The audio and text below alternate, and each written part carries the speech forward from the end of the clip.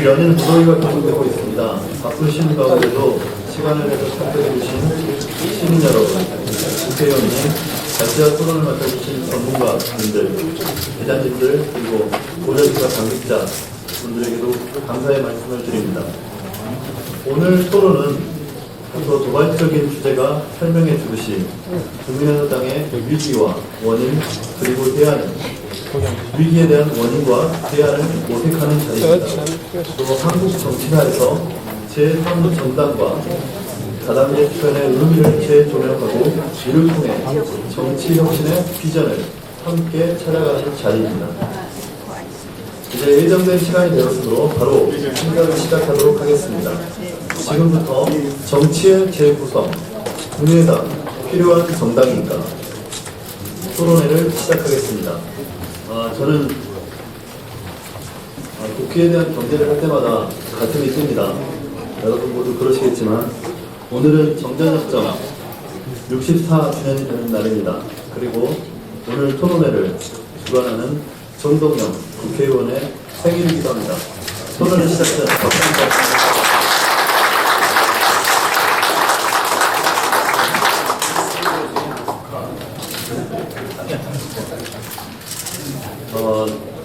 오늘 오신 내빈들이 상당히 많습니다.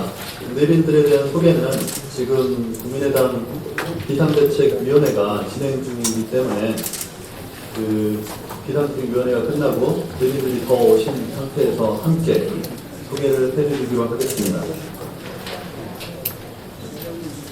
먼저 오늘 토론회와 관련해서 간단한 인사 말씀부터 듣도록 하겠습니다. 오늘 행사를 기획하시고 주최하신 국민의당 정동영 의원님의 인사 말씀부터 듣겠습니다. 정동영 의원님은 국민의당 국가대개혁위원회 위원장으로 촛불혁명과 탄핵전국 최일선에서 당원과 함께 하셨고 지금은 당대표 출마 선언을 하신 상태이기도 합니다. 큰 박수로 청해 주시면 감사하겠습니다.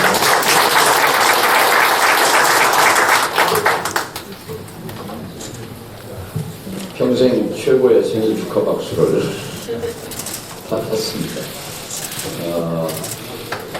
저는 휴전협정이 태어난 직후에 태어났습니다. 그러니까 제 나이만큼 정전체제가 계속되고 있는 거죠.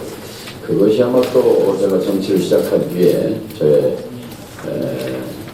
자기 암시로 발전해서 저의 정치적 소명으로 이렇게 휴전체제를 정전체제를 광주적인 평화체제로 바꿔내는 것, 그것이 소명과 목표가 되는지도 모르겠습니다. 오늘 이 토론회는 손금주 의원께서 말씀한 대로 제목이 굉장히 거발적이어서 많은 분들 관심을 끌은 적도 있는 것 같습니다. 오늘 사회를 맡아주신 우리 손금주 의원은 국민의당이 내놓을 수 있는 최고의 사회자라고 생각하는데 여러분 동의하십니까?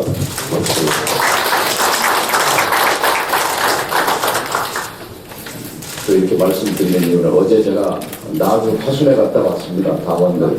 제가 요새 표드로 전국을 오늘 사회까지 맡아주셔서 감사드리고 또 제가 제목이 도발적이라고 했지만 제목보다는 오늘 참여해 주신 이 발제자와 토론자가 정말 무림의 고수들이 다 이 자리에 오셨습니다. 당대 최고의 거장들이 총출동을 했습니다. 다 아시지만 한신대 경제학과에서 진보적인 경제학 이론을 학생들에게 가르치고 계시고 또 활발하게 사회적 발언을 하고 계시는 분입니다. 이일영 교수님께 큰 박수 부탁드립니다. 요즘을 평론가의 시대라고 말해도 과언이 아닙니다만 그 많은 평론가 중에서도 정말 균형 잡힌 정론으로 가장 신뢰도 높은 지식의 역할을 하고 계신 우리 유창선 박사 오늘 발제 두 분의 발제를 들어보시면 아마 국민의당이 어떻게 가야 사는 것인지 또 어떻게 가면 죽는 길인지를 아마 잘 우리는 판단할 수 있으리라고 생각합니다. 이 두 분의 발제를 듣고 또 역시 당대 최고의 고수들이 토론자로 나오셨습니다. 여러분 한겨레 신문 그러면 떠오르는 기자 이름 한번 얘기해 보십시오. 누굽니까? 한겨레 이분이 없었으면 한겨레 볼 맛이 없을 겁니다. 성한용 기자님 함께해 주셨습니다. 그 다음에 국민의당에 대해서 쓴소리를 아끼시지 않는 분입니다만 그러나 쓴소리를 한다는 것은 그만큼 애정이 있다는 증거이기도 합니다. 경희대학교 법학 로스쿨 법학전문대학원의 노동일 교수님 오늘 치열한 토론. 그다음에 오늘 아침에도 아마 TV조선을 통해서 이분의 모습을 보셨을 텐데요. 매일 아침 텔레비전을 통해서 아주 날카로운 정치 분석과 평론을 해주시는 분입니다. 우리 유창선 박사와 함께 당대 최고봉의 정치 평론가 고성국 박사께서 토론자로 합니다. 예, 사회자가 하신 역할이기도 한데 워낙 훌륭한 분들이 발제자 토론자로 오셨기 때문에 제가 먼저 소개를 올렸습니다. 한마디만 제가 인사 말씀을 올린다면 국민의당은 절대 죽지 않는다고 생각합니다. 왜냐하면 국민이 선택한 국민이 만들어낸 당이기 때문에 그렇습니다. 70년 도리를 가진 당시 제2야당 민주당을 제치고 국민의당을 작년 총선에서 27%의 지지를 준 것은 그저 우연의 결과가 아니라고 생각합니다. 대중은 학습을 통해서보다는 직관을 통해서 시대를 꿰뚫어 본다고 생각합니다. 70년 양당 체제의 그 결과가 가져온 피폐한 삶의 그런 질곡 속에서 이것을 타파하는 길은 정치 체제를 바꾸는 것이다 하는 직관이 작년에 양당제로부터 다당제로 가는 문을 열어젖혔다고 저는 확신을 합니다. 그래서 우리가 하기에 따라서는 다시 우리 국민들이 갈망하는 양당제 갈등 수준이 높은 대결과 대립의 정치를 벗어나서 타협과 협상, 합의의 수준이 높은 합의제 민주주의 국가의 이행을 국민의당이 선도할 수 있을 것이라는 희망을 가지고 오늘 토론에 문을 열고자 합니다. 감사합니다. 네, 조정의원님 인사 말씀 감사합니다. 다음으로 지금 어려운 국민의당을 새롭게 혁신해 나가는 혁신위원회 수장을 맡고 계십니다. 언론에도 자주 나오셔가지고 많은 부담이 있으실 텐데 김태일 혁신위원장님의 인사 말씀을 듣도록 하겠습니다.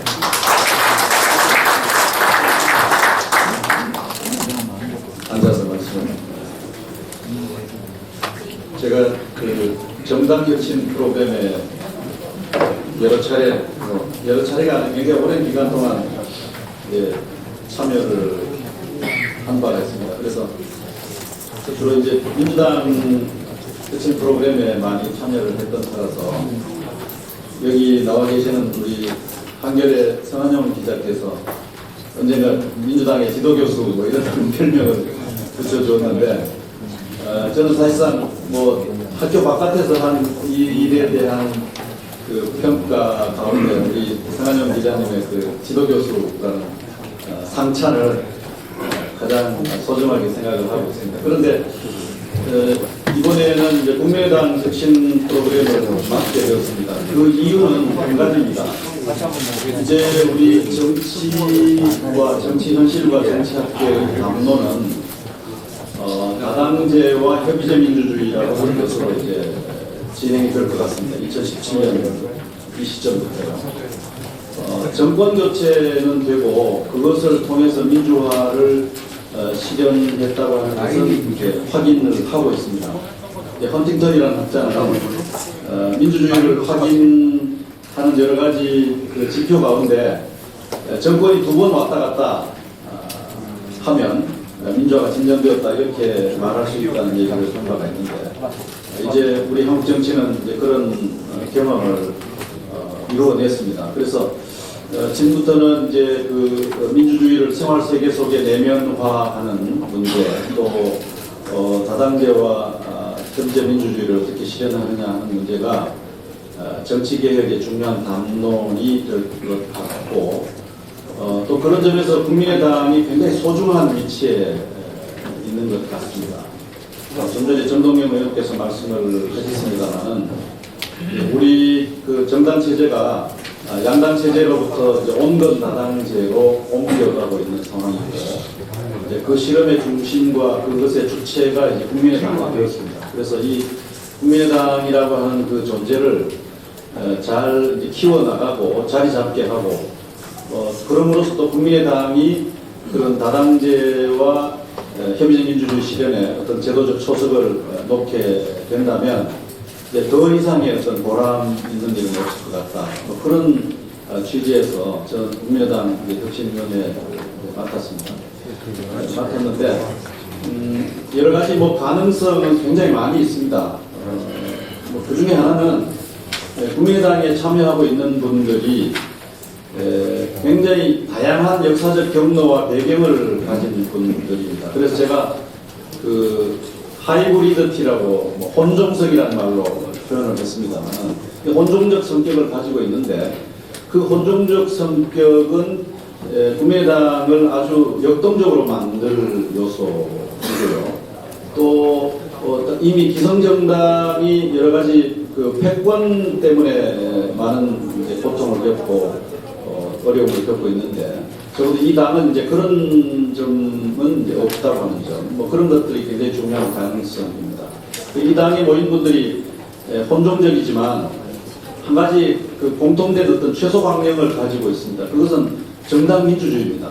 다들 그 정당 민주주의 문제에 뭔가 그 심각한 결함이 있다고 하는 것을 지적하고, 민주적 정당을 한번 만들어서 제대로 된 정당 정책 해보자라고 하는 각오들이 국민의당 내에 있는 것 같습니다. 그래서 아주 큰 잠재력을 가지고 이 다당제 실현의 중요한 주체가 될 것이라고 저는 생각을 하고요. 그런데 이제 현실은 좀 이제 문제가 있기도 합니다. 그 문제의 가장 중요한 것은 저는 좀 반응성이라고 생각을 합니다.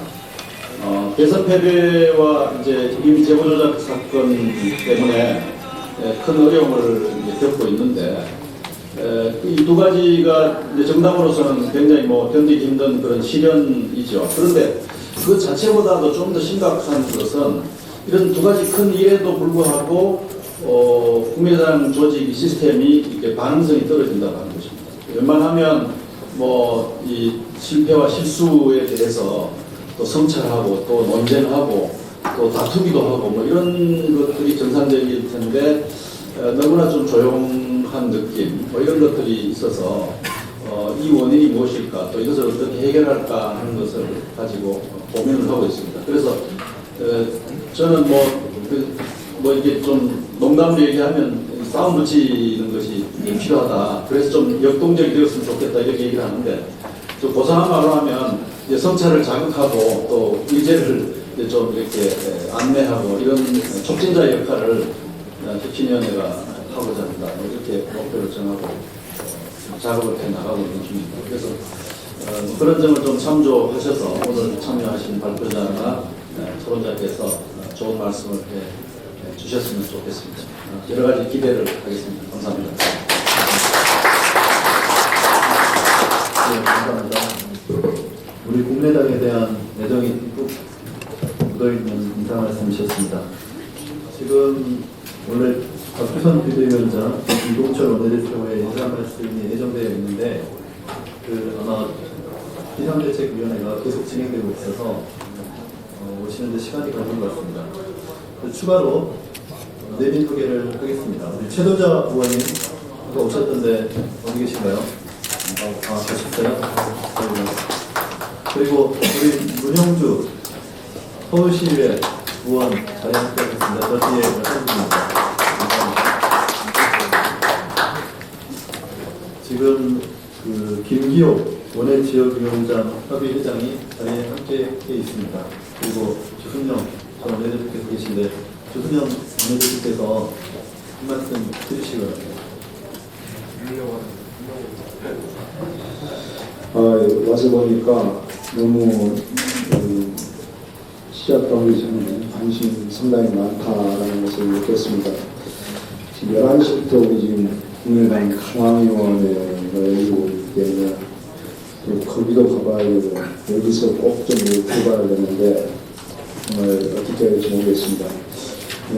정동님은 정말 좋은 토론에 만들어주신 것 같고 이 제목이 좀 국민의당 필요한 정당인가 보니까 마치 불필요한 또 없는 정당이 지금 토론을 한가 그런 것에 대해서 좀 이상하다는 느낌이 들었습니다만 이제 우리 국민의당은 정말 창당한 지 2년도 되지 않은 정당으로서 기존 정당을 힘세에 끼어가지고 이래도 이중대 저래도 이중대라는 말을 계속 들어가면서 반대하면 반대했다고 이쪽에 이중대고 찬성을 찬성했다고 이쪽에 이중대가 돼가지고 전 다당제에서 페스티벌 역할을 하기가 참 어려운 그런 입장에 있고 이제 창당된 2년간의 정당에서 당원도 정부의 인식만도 안 되는 정당을 가지고 지금 이끌어 나가는 과정에서 상당히 어려움을 많이 겪고 있습니다. 저는 우리 국민의당이 내년 지방선거에서 소기의 성과를 거두지 못하면 또다시 정당 역사에서 계속 지나갈 수밖에 또 사라질 수밖에 없는 그런 정당의 위기에 놓였다 이렇게 생각하면서 오늘 와서 보니까 정말 토론자 발제자께서 너무 무게 있으신 분들이 오셨기 때문에 우리 국민의당에 나아갈 방향에 대해서 정말 잘 짚어주셔서 우리 국민의당이 신생정당이지만 제 역할을 할 수 있는 그래서 다당제로서의 한국 정치를 바꿀 수 있는 그런 역할을 할 수 있는 정당으로 만들어 나갈 수 있도록 좋은 말씀 주셨으면 고맙겠습니다. 기대하겠습니다. 고맙습니다.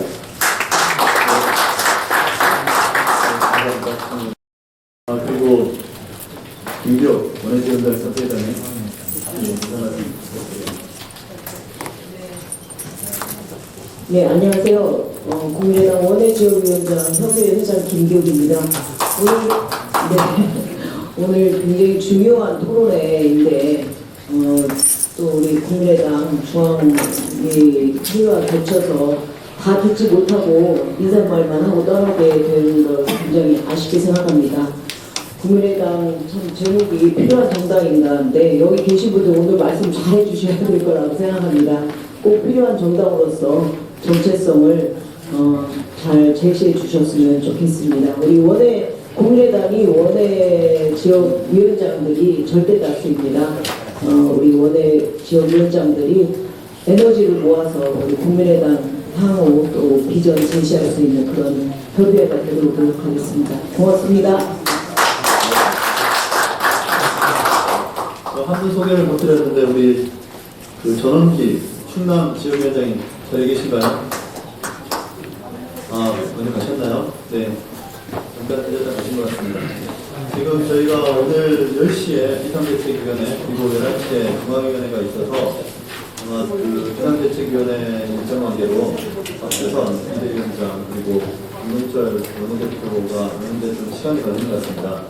오는 동안 저희가 계속 기다릴 수는 없고 또 오늘 발제 토론을 맡아주시는 분들이 굉장히 소중한 분들이고 그분들의 말씀이 중요하기 때문에 그 순서는 이후에 오시는 대로 하는 것으로 하고 바로 토론을 시작하겠습니다. 그러면 지금부터 정동영 의원 사회로 본 토론을 진행하겠습니다. 진행해 주시기 바랍니다. 네, 물 흐르듯이 이렇게 앞에 사회를 잘해주신 우리 손금주 의원님한테 박수 한번 더 보내주세요. 통상적인 토론회는 되게 이제 교수님들 발제를 좀 길게 듣고 그리고 이제 토론자분들께서 이제 돌아가면서 코멘트 하시고 이렇게 합니다만, 오늘은 이런 형식을 좀 깨뜨려서 강의식이 아니라 토론식으로 좀 해봤으면 하는 제안을 합니다. 그러니까 이일영 교수님과 이창선 박사께서 발제문이 이제 나와 있는 걸 참고해 주시고, 참석자분들께서는, 그리고 이 교수님과 이창선 박사님이 이 논쟁적 주제가 될 수 있는 토론 주제, 최출적인 토론 주제를 중심으로 이렇게 던져주시고, 그걸 가지고 토론자분들께서 이렇게 함께 토론하는 방식으로 좀 바꿔봤으면 하는 말씀을 드립니다. 그래서 이게 서론, 본론, 결론 이렇게 가는 강의식 발제보다는 그게 주제가 나와 있기 때문에, 발전이 나와 있기 때문에 오늘 다 이제 읽어본다고 생각하고 핵심 토론 주제를 중심으로 발제를 해주십사 부탁을 드립니다. 이일영 교수님. 네, 의원님이 진행 방식을 새롭게 주셔가지고 굉장히 창조적으로 얘기를 해야 될 것 같은 생각이 듭니다. 네, 이거를 그냥 읽기보다는 말씀을 드리는 식으로 지금 앞에 쭉 말씀을 하시니까 문제의식이 이런 거구나 이런 생각이 들고, 근데 저희 글은 그것과 좀 관련시켜서 좀 생각하고 요약해 드리고 이야기 이어가는 거예요.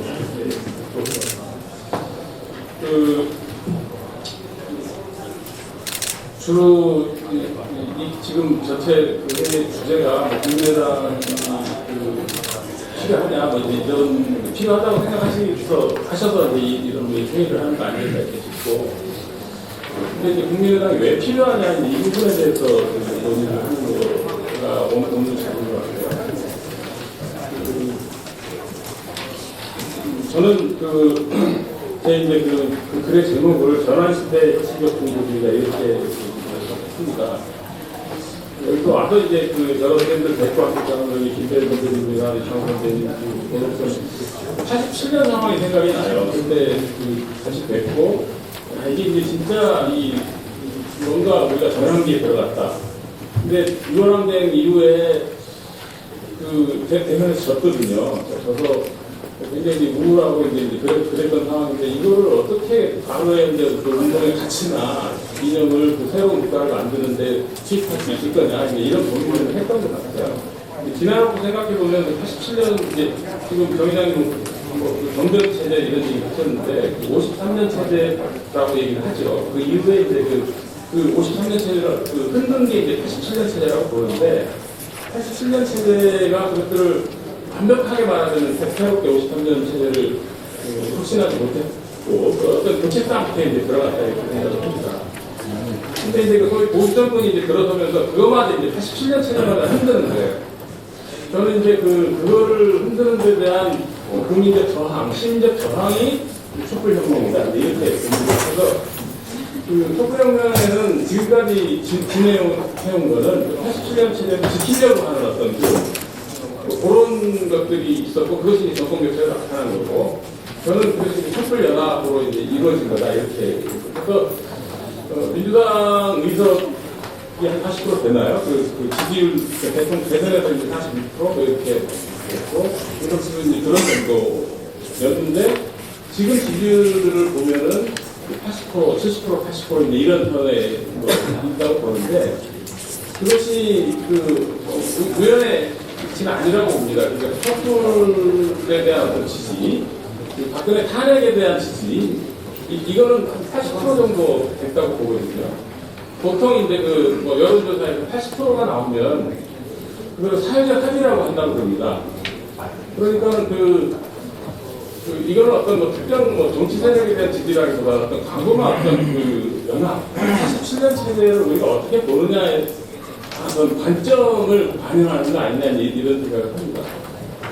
자, 그러면 이제 우리가 87년 세대를 이제 어떻게 넘어서야 되느냐, 넘어가야 되느냐, 지금은 내적으로도 어떤 87년 세대가 문제에 봉착돼 있고, 그 다음에 외적으로도 이것들이 지속되기 어려운 게 환경에 있다 이제 생각합니다. 이거를 국내적으로 어떤 리더십을 가지고서 이걸 가져가야 되느냐.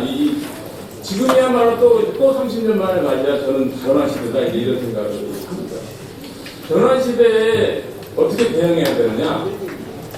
저는 혁신이라고 생각합니다. 혁신에 대해서 말씀드릴 건데, 혁신을 하는 것, 혁신의 정면으로 대응을 하는 것, 그것이 저는 중도라고 이렇게 혁신으로 중도다. 중도라는 건 뭐냐면 이게 관통하는 거거든요. 핵심을 찌르는 것. 그럼 지금 전환 시대의 핵심이 뭐냐? 이 부분에 저는 이제 관심을 가져야 됩니다. 민주당하고 어떤 차별성을 가질 거냐? 아까 캐스팅 보트 뭐 이런 얘기 하셨어요. 저는 그걸 너무 연연하지 않으시는 게 좋다. 이렇게 생각합니다. 자기 갈 길을 가는 거예요. 최근에 자주 케이블이나 이런 데서 옛날 영화를 틀어주는데 9.11 이후에 미국에서 만든 영화가 하나 있더라고요. 그래서 굉장히 재밌게 봤는데 The Last Castle이라고요. 로버트 브래드포드 나오고 이제 삼성 장군이 군 교도소에 들어가요. 이제 교도소장이 이제 막 억압을 하고 이제 모욕을 하고 그러니까 이 삼성 장군이 수감이 돼가지고 자기 이제 말하자면 부하들이죠. 부하들을 한테 이제 자부심을 이제 다시 일으켜서 군인 정신을 이제 일깨우는 그러면서 깃발을 그러니까 이제 캐슬이라는 게 보통 나무로부터 이렇게 막는 거거든요. 그래서 질질을 붙여놓는데 그 교도소가 이제 못 나가게 하는 그런 성취였다라는. 근데 이렇게 긍정적 의미의 이제 캐슬이 되게 하려고 하면 깃발이 있어야 된다. 이제 이런 얘기를 합니다. 그래서 아주 명대사라고 제가 기억이 나는데 깃발을 높이긴 하려면 그 성은 무게로 씁니다. 저는 제가 뭐 정당에 소속돼 있거나 뭐 그렇지는 않습니다만 밖에서 이제 공부를 하는 입장에서 보면 저희 역사에서 어떤 운동적 가치, 그러니까 87년 전에 그런 것들이 다 있었어요. 막 밤새서 토론하고 또 그랬던 기억이 있습니다. 근데 어느 순간에 그런 게 싹 없어졌어요. 저는 그게 이제 87년 시대의 교착 상태를 의미한다고 봐요. 근데 지금 전환기가 왔습니다. 근데 진짜 우리 깃발이 뭐지? 이런 것을 선언을 하고 있나? 누가 하고 있나? 이런 이제 의구심이 있는 거예요. 아까 혁신위원장님이 뭐라 그러셨죠? 논쟁이 없다. 가능성이 없다. 이렇게 말씀을 하셨는데 제가 내부 사정을 몰라서 그런가 보다 이런 생각을 합니다. 근데 아까 민주당 얘기 하셨습니다만 민주당 친구들이 많죠. 근데 이런 토론이 있나? 별로 없다고 생각해요. 근데 이제 정책이나 뭐 이런 것들이 나오죠. 근데 저는 이렇게 생각합니다. 물질이 가치와 사상을 만들기도 하지만 반대로 전환기에는 사상과 가치가 물질을 만들고 제도와 체제를 만든다고 생각을 합니다. 성경 말씀에 에포크가 되는 그런 시기가 있는데 창세기에 그렇게 말씀하지 않습니까? 말씀이 있어서 세상이 만들어집니다. 그런 시기가 있지 않나 이런 생각을 합니다. 간단하게 제가 지난 30년 동안 이렇게 연구를 하고 모르겠습니다. 주류학계에서는 그 연구라고 할지 어쩔지 모르겠고 평론이라고 할지 어쩔지 모르겠습니다만 저는 그런 걸 논문을 써왔는데 87년 체제라는 게 뭐지? 이제 이런 우리한테 87년의 의미가 뭐지? 이제 이런 것들을 생각해 봅니다. 여러 가지가 있다고 보는데 87년은 53년 이래의 전환점이었어요. 그리고 그 전과는 다른 정치 체제와 경제 체제를 형성했다고 생각합니다. 우리가 주류 사회과학계에서 인과관계를 지금 따지는 거예요. 근데 아까 정의장님 그런 얘기 하셨습니다. 직관의 총체, 이것이 깃발이 되고 이것이 당근이 된다고 생각합니다. 그것이 세상을 바꾸는 힘이다. 이런 생각을 하는데 그러면 87년 체제의 과제가 뭐냐 이런 것들을 우리가 그런 직관을 가져야 된다고 생각합니다. 정치체제, 경제체제 이거는 좀 건너뛰겠습니다. 중요한 점은 근데 87년 체제가 국내적으로만 형성된 게 아니라 그러니까 이거는 뭐냐면 국내에서 어떻게 해가지고 해결되는 문제는 많은 아니라는 거예요. 이거는 87년 체제는 세계 체제와 분단 체제에 연동되어 있는 거다. 이 문제의식이 굉장히 중요하다고 생각합니다. 그래서 그 리더십을 만들 때는 어떤 리더십이냐, 그 경제정책을 쓸 때도 어떤 방식으로 써야 되느냐 하는 거하고 관련이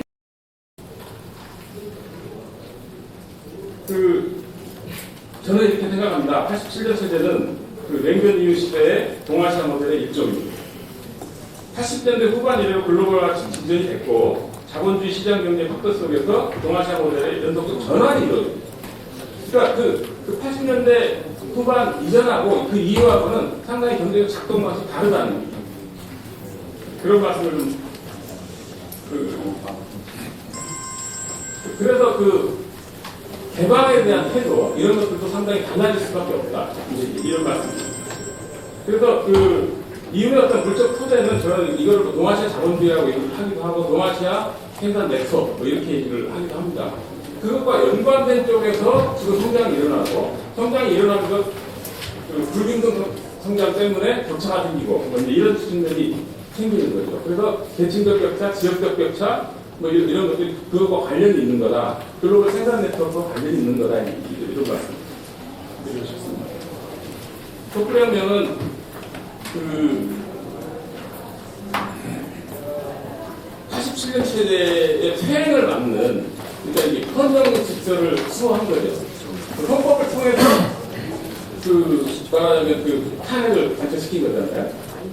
자, 그랬는데 그걸 통해서 전국제를 이뤘던 점에서는 저는 뭐 사회혁명 이렇게 얘기를 하는 거와 피접하는 그런 변화죠. 근데 이것이 이제 사회경제적 변화라든지 전체 시스템의 변화로까지 갈 거냐, 이건 아직 미지수라고.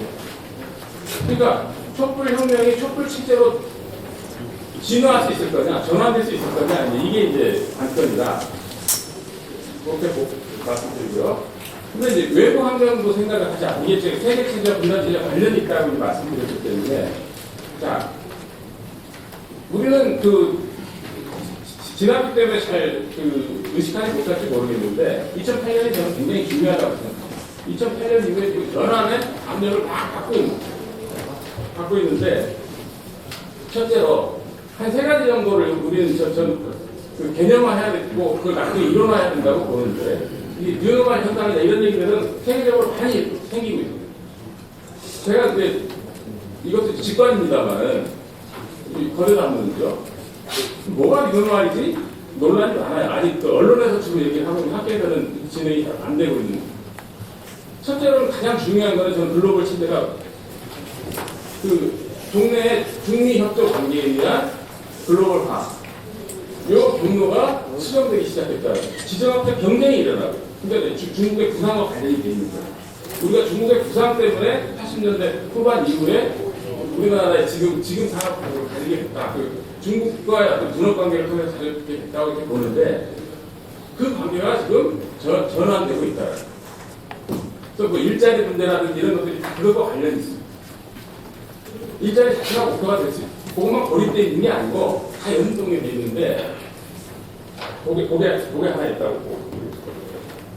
그것이 어떤 각국의 경제발전 모델의 어떤 변화를 지금 가져오고 트럼프주의가 그냥 나온 게 아니고 한 2008년 세계경제 이후로 보면 중국의 그걸 확 한 거랍니다. 직접적으로 보면 세계가 국면에서 그러는데 2000년대 초반부터 그래요. 그러나 이제 2010년대로 가면 이제 심각해지는 거예요. 미국 민주당이 그걸 잘 간파를 못한 거야. 중국도 2010년경 이렇게 가면 세계 경제가 과거와 같지 않구나 이렇게 생각을 해서 중국도 뉴노멀 얘기합니다. 성장 방식을 바꾸자. 뭐 그래서 중국 당에서 이제 공산당에서 이제 그런 것들을 계속 얘기하고 있는 거예요. 거시경제에서 나오는 거는 이런 저는 표현이라고 생각을 해요. 저성장 국면으로 갔다. 그러니까 이거 달리 얘기를 하면 이제 보통 1930년대 얘기를 하는데 1930년대로는 상당히 완화된 여러 가지 국제적 조치가 진행되고 있기 때문에 완화된 형태로 나타나고 달리 얘기하면 굉장히 조용한 형태의 공황이 일어나요. 그 공황이라는 건 뭐냐면 성장률이 내려갈 뿐만 아니라 격차가 벌어져요. 이 공황이. 그러니까 이게 동전의 이제 양면처럼 이제 돼 있는 문제다. 그래서 이거를 군대 문제로만 접근한다든지 성장 문제로만 접근한다든지 이렇게 하면 해결이 잘 안 되는 문제다. 이런 지금 이 얘기를 계속 지금 논쟁을 하고 있는 한국도 예외가 한국이 이제 2%대로 이제 그거거든요. 그 1%대로 내려가냐 지금 그 박근혜 정부 말기에 그런 게 있었잖아요. 그 세계적인 환경도 그랬고 그다음에 국내적으로도 전혀 말하자면 대응 못해요. 그 다음에 이제 또 하나 이제 4차 산업혁명 문제가 있죠. 기술 문제가 있죠. 자, 요것이 이제 고용 문제에도 영향을 미친다고. 자, 정리를 하겠습니다. 지금 그 갈림길에 있다고 생각을 해요. 이제 굉장히 그 고용과 불평등 시대로 갈 거냐, 아니면 좀 조금 더 혁신적인 시대로 갈 거냐, 이런 방법. 저는 이것을 혁신적 혼합의 길이다. 그러니까 어떤 한 정책으로 지금까지 나와 있는 그 담론으로 그냥 불과한 케인스주의, 슈페터주의, 폴란주의 이런 것들을 상대적으로 혼합을 해야 돼요. 그런 말씀을 드리고 싶습니다. 혁신적 중도주의는 그 혁신이, 변혁이, 개혁이 중도의 핵심이다라는 것. 그것은 체제 혁신을 얘기하는 거예요. 그런 깃발을 가져야 된다고 생각합니다. 네, 시간이 없으니까 여기서 일단 마무리하고 그 다음 토론이 이어지면 또 제가 기회가 되면 말씀드리도록 마치겠습니다.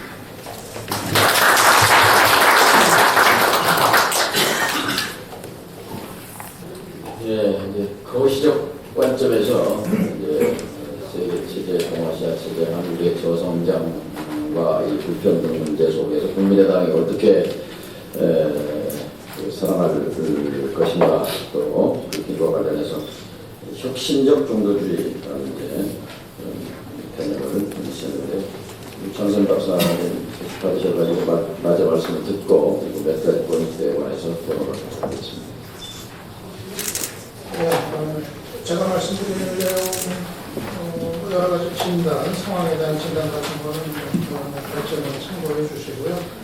아까 그 정의원님 주문하신 대로 중요한 좀 쟁점들에 관해 가지고 간략히 정리를 정리해드리면 되겠습니다. 먼저 오늘 주제 질문인 국민의당은 필요한 정당인가? 저희 의견은 필요하다는 그런 답을 이제 먼저 말씀을 드립니다. 이거는 국민의당이 그동안 이제 잘해와서 참 예뻐서 그래서 필요하다는 의미보다는 우리 정당 정치에서 이 다당 체제의 필요성, 그것이 유지 지속이 되고 발전해야 될 필요성, 이것에 대해서 이제 우선적으로 눈길을 돌리면서 이제 드리는 이제 말씀이 이제 되겠습니다. 사실 지금 오늘같이 이제 다원화된 사회에서 국민들, 그 사회 구성원들의 이익이나 생각들 당연히 다원화되고 다양할 수밖에 없습니다. 그러면 그 다양한 의견들, 다양한 이익들이 반영이 될 수 있는 정당 정치의 구도가 반드시 필요한 것이고, 이것을 어떤 그 선악의 이분법에 따라서 양자택일을 강요하는 결국은 A도 싫고 B도 싫고 그런데도 어느 하나를 택해야 되는 그런 정당 정치의 구조, 이거는 대단히 이제는 낡은 것이다 얘기를 할 수가 있을 것 같습니다. 그렇기 때문에 사회 구성원들이 각자의 생각에 따라서, 각자의 이익에 따라서, 의견에 따라서 다양한 정당들을 놓고 선택할 수 있는 그런 다당 체제가 이제는 좀 뿌리를 내려야 된다. 이거를 좀 우선적으로 이제 말씀을 드립니다. 두 번째로는 이제 국민의당의 이제 정체성의 문제입니다. 사실 국민의당의 지지 기반이 이제 누구인지 이게 대단히 어렵고 이제 복잡한 문제입니다. 호남이라는 절대적인 지역적 기반이 있고, 또 그런가 하면 지역과는 무관하게 양극단의 정치를 싫어한 한비 정치인이 또 지지 기반이기도 했습니다. 이 국민의당의 지지 기반은 스펙트럼이 굉장히 넓습니다. 상당히 복잡합니다. 당내 구성원들을 놓고 보더라도 진보적인 성격을 가진 인사들도 있고 상당히 보수적인 성격을 가진 그런 또 인사들도 섞여 있습니다. 이걸 어떻게 감안해야 될 건가 하는 것이 대단히 이제 어려운 이제 문제가 될 텐데, 아까 앞에서 이 교수님이 말씀하신 노선과 좀 맥을 같이 하는 거라고 할 수 있을 텐데, 저는 개혁적인 중도 정당으로 위치가 자리 잡혀야 되는 거 아닌가, 그런 정체성을 좀 이제 말씀을 드립니다. 이거는 뭐냐면은 앞으로도 국민들의 이 변화에 대한 열망은 뭐 문재인 정부 5년의 시간이 간다 하더라도 저는 계속될 거라고 예상을 합니다. 왜냐하면 이 현실이 너무도 힘들고 또 불만스럽고 이 생존의 문제에 시달리는 이런 상황, 뭐 청년들은 물론이고 청년 세대 중심으로 해가지고 각계각층의 많은 이 삶에 대한 어떤 위기의식은 계속이 될 겁니다. 그 변화의 열망을 담아내지 못하는 정당은 설 자리가 없을 겁니다. 여기에 동시에 단지 그 운동하는 정당으로서 그치는 것이 아니라 극단이 아닌 정말 대안적인 발전의 모델을 추구하는 정당으로서의 모습. 그래서 이 두 가지가 결합된 개혁적 중도 정당으로서의 정체성이 바람직하다는 그런 이제 의견을 말씀드립니다. 결국은 기존의 보수, 진보 정당들과 어떤 차별성이 있는 대안을 가진 정당인가 이에 대한 답을 내놓을 필요가 있을 것 같습니다. 다음으로는 세 번째로 다당체제 정착을 위한 국민의당의 노력 이 부분을 말씀을 드립니다. 우선 하나는 제도개혁에 총력을 기울여야 한다는 점입니다. 제도개혁의 다당체제 정착을 위한 제도개혁이었지만 역시 선거구제 개편 아마 여기는 우선적으로 중대선거구제가 좀 고려가 돼야 될 겁니다. 그리고 대통령 선거에서 벌써 투표제의 도입, 이건 이제 개헌 과정에서 이루어질 문제가 될 텐데요. 내년 6월에 개헌 국민투표가 기정사실화되는 일정 속에서 아마 올해 하반기 그리고 내년 초까지 이에 관한 논의가 본격적으로 진행이 돼야 될 겁니다. 아마 국민의당으로서는 이 제도개혁이 사활적인 과제가 되고 그야말로 당의 총력을 기울여야 될 당의 운명을 좌우할 중대한 사안이 될 거로 보입니다. 명분은 뭐 충분합니다. 선거구제 개편 그리고 공수처 투표제 도입 같은 경우도 이번에 그 문재인 정부의 국정과제 속에 들어있었습니다. 명분은 충분하기 때문에 어떻게 정말 배수의진을 치고 이 제도개혁을 관철할 건지 국민의당으로서는 운명이 좌우되는 사안이고 동시에 한국 정당 정치에서 다당체제가 뿌리를 내릴 수 있을 것인가 그 기로에 서게 될 거로 보입니다. 그리고 동시에 그 국민의당 내부에 관한 점 하나 말씀을 드립니다. 지금 전당대회를 앞두고서 차기 그 세제가 어떻게 되냐에 따라서 민주당과의 합당이 있게 되는 거 아니냐 또는 뭐 지방선거에서 연합공천이 또 민주당과 있게 되는 거 아니냐 뭐 여러 가지 설들이 뭐 유포가 되고 있는 것 같습니다. 이게 참 그 국민의당이라는 그 작은 집 안에서 구성원들 간의 그 불신을 야기하는 그런 이제 사안이 되고 당연히 당의 단결력을 떨어뜨린다는 점에서 좀 더 선명하게 정리가 될 필요가 있지 않나 생각이 됩니다. 그래서 저는 그 차기 당권 주자들이 이에 관한 분명한 입장을 이 불필요한 혼선과 갈등을 차단하는 정치적인 노력이 필요한 거 아닌가 생각이 됩니다. 정말 자기 당의 어떤 진로, 운명이 안개 속에 들어가는 분위기를 남겨놓을 그런 소지를 주지 말고 이 문제에 관해서 좀 더 선제적으로 차기 당권 주자들이 분명히 정리를 해나갈 필요가 있지 않나 생각이 됩니다. 다음으로 안철수 전 대표와 국민의당의 이제 관계 문제입니다. 이게 요즘 그 언론에서 상당히 뜨겁게 다뤄주고 있는 문제인 것 같은데요. 저는 그 안 전 대표와 이 국민의당의 상생의 관계가 정립되는 것이 이제 바람직하다고 생각을 합니다. 안 전 대표는 여전히 국민의당으로서 그 중요한 정치적 자산이라고 생각을 합니다. 안 전 대표와 국민의당은 서로를 필요로 하는 관계라는 것이 이제 저의 판단입니다. 여러 상황을 종합해 볼 때 안 전 대표는 정치적 재충전기를 갖는 것이 본인이나 또 당을 생각할 때 바람직해 보인다는 제 생각입니다.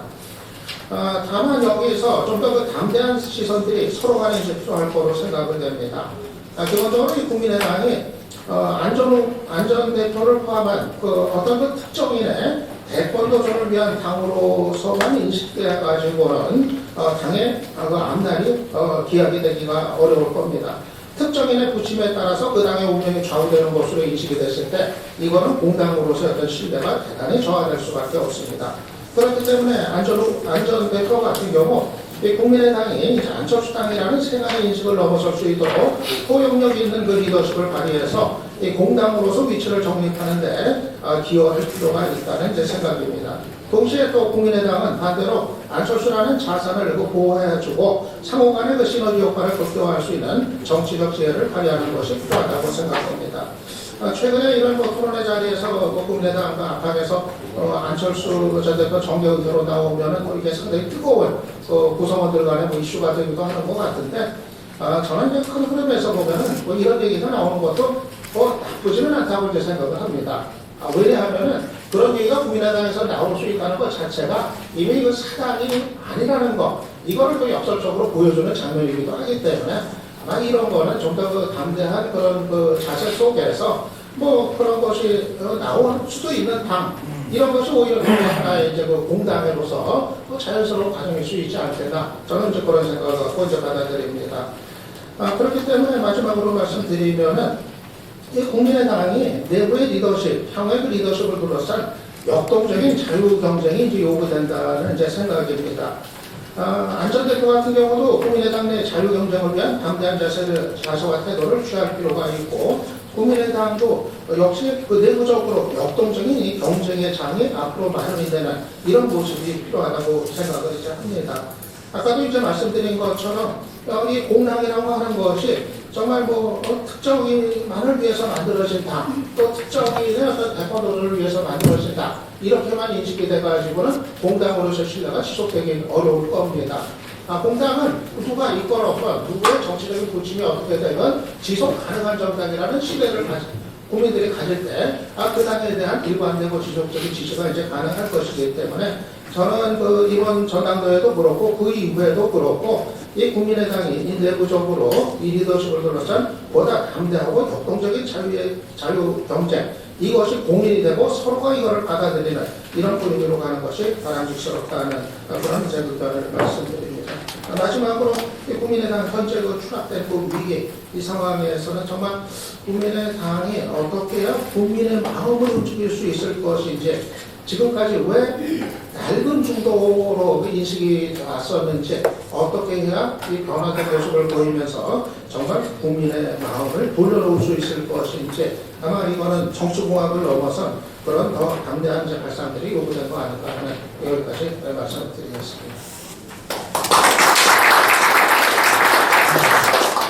네, 유찬성 박사님께서 이제 이경 교수님이 국민의당이 살아갈 비전과 관련해서 혁신적 중도주의, 개혁적 중도라는 개념을 제시했다면, 구체적 과제로서 국민의당이 집중해야 할 과제로서 제도 개편, 선거제 개편을 포함해서, 그리고 안철수 전 대표와의 관계, 민주당과의 합당론, 관계, 이런 정리를 좀 설명할 필요가 있다.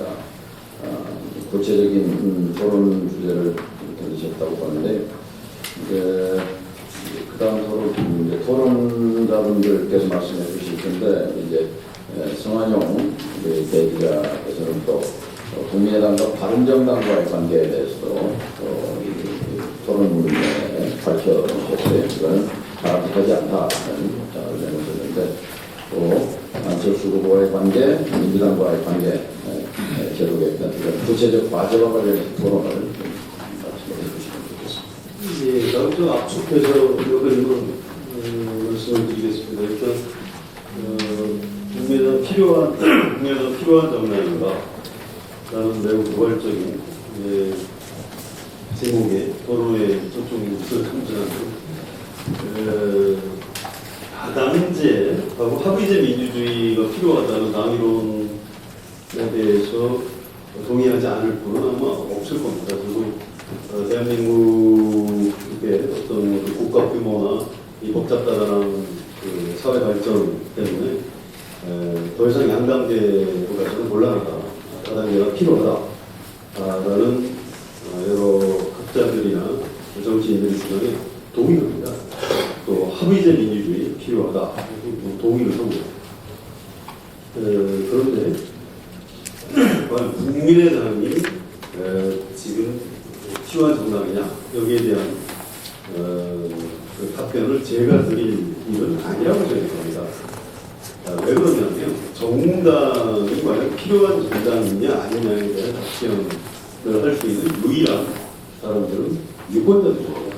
그리고 과거의 전례가 그렇습니다. 간단한 두 가지 사례만 말씀을 드려보겠습니다. 우리나라 정치사에서 사람들이 여당, 야당이라고만 머릿속에 있었습니다. 이승만 때 못 살겠다, 달아보자 하니까 달아봤자 소용없다, 이러고 기억났죠. 그 여당, 야당만 있었지. 대한민국 정치사에서 의미 있는 제3정당이 출연했던 것은 제가 파악하기로는 1992년 정주영 전 대회장이 대통령이 되기 위해서 만들었던 통일부입니다. 그의 총선에서 31석을 차지했었고요. 12월 대선에서 실패했습니다. 득표율이 16.3%에 그쳤고요. 정의용 씨가 스스로 통일국민당을 이렇게 당사를 막고 이런 식으로 해서 해산시켰던 거 기억이 나실 겁니다. 물론 통일국민당이라는 당의 법통 자체는 몇 년이 좀 더 갔었습니다만 그 이후에 이제 사실상 소멸을 해가지고 그러는 그 다음에 이제 두 번째로 제3정당으로 의미 있는 어떤 존재감을 과시했던 정당은 김종필 총재의 자민련입니다. 1995년 YS하고 적서 갈등 끝에 탈당을 해서 자민련을 창당을 했고요. 충청이라는 지역을 기반으로 해서 95년에 강원도까지 광역단체장을 당선시켰고 기존 단체장을 23명이나 당선을 시켰습니다. 또 1996년 총선에는 더 당세를 키워서 대구 경북까지 지역구 진출을 해서 무려 50석을 차지했습니다. 1997년 김대중 총재의 국민의힘과 함께 DJP 연합으로 해서 전국까지 잡았죠. 장관의 절반 정도를 자민련 출신 정치인들이나 자민련 수첩 관료들이 차지했던 것 여러분들 아마 기억하실 겁니다. 그러나 2000년 총선에서 교섭단체 구성이 실패했고요. 국회의에서 의원 꿔주기라는 전무후무한 그런 정치공학적 처방으로 연정을 이어가려 했으나 실패했습니다. 결국 그래서 연정을 깨졌고 2004년 총선에서 참패했고 그 이후에 소속으로 소멸을 해갔다. 이런 역사가 있습니다. 자민련의 제3정당으로서의 성공은 충청 지역주의 또 대구 경북에서 일어났던 반김영삼, 반와이스 정책 이런 것들이 복합적으로 작용을 했고요. 또 김종필을 이루는 구심점이 있었기 때문에 제3정당으로서의 경쟁도 가능했다. 이렇게 생각이 됩니다. 저는 정치학자가 아닙니다. 그러니까 어떻게 하는 것이 민주주의에 옳고 이런 얘기를 할 수 있는 사람은 아니고요. 조금 냉정하고 차가울지는 모르겠습니다만 우리나라 정당의 역사를 굉장히 일천하고요. 유럽이나 미국처럼 아주 오래된 정당 정치 우리나라 국민들이 아직 다 체험하지 못하고 있다고 생각을 합니다. 그래서 국민의당의 창당과 지금 대선 이후의 과정도 그런 우리나라의 좀 저열한 아직은 좀 수준이 높지 않은 정당 정치 현실에서 파악하는 것이 정직하다고 생각합니다. 안철수 대표가 문재인 대표하고 갈등 끝에 탈당을 해서 만든 것이 국민의당이었고요. 총선에서 호남 지역구를 휩쓸면서 38석을 차지했고 또 어떤 새로운 합리적인 유권자층 또 새누리당의 공천과 현멸감을 느낀 합리적 보수 성향 유권자들의 지지를 대거 흡수해서 제3정당으로서 아주 큰 성공을 거뒀습니다. 그런데 이제 대선에서 실패했고요. 또 그 이후에 최근에 그 재보조작 사건을 통해서 또 좀 작아 보이긴 합니다만 이원주 의원의 여러 가지 설화 등등을 보고 그 사건 자체는 뭐 작을 수도 있습니다만 이걸 관리해내는 국민의당 내부에 리더십이 존재하지 않는다는 것을 국민들이 최근에 보고 많이 실망을 해서 정당 지지도가 많이 지금 낮아지고 있는 것이 아닌가 이런 생각이 듭니다. 국민의당이 지금 40석 의석을 가진 굉장히 중요한 정당입니다. 그래서 이 정당이 지금 앞으로 어떤 미래를 맞을지 좀 더 지켜봐야 되겠습니다만 아까 주종영 의원님이 그런 말씀을 솔직하게 하시던데 내년 지방선거에서 좀 의미 있는 성과를 내지 못하면 소멸해 가는 과정은 그런 길을 걸을 수도 있다고 걱정을 하신 것이 저는 좀 냉정하고 현실적인 전망이라고 생각합니다. 처방과 관련해서 그냥 간단히 제 생각을 말씀드리면, 저는 아직도 우리나라 유권자들이 정당에 대해서는 사람을 중심으로 생각을 한다고 생각합니다. 햇볕 정책은 김대중 이렇게 떠올리고요. 그 당시 그건 김대중이 했다 이렇게 생각을 하죠. 또 군 출신들의 어떤 독재 체제, 이것은 김영삼 YS가 끝냈다 이렇게 생각을 하고요.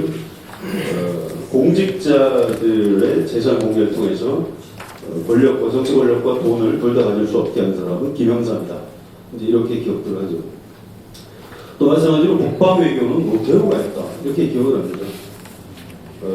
또 한미 FTA 체결을 노무현이 했다 이렇게 기억을 하죠.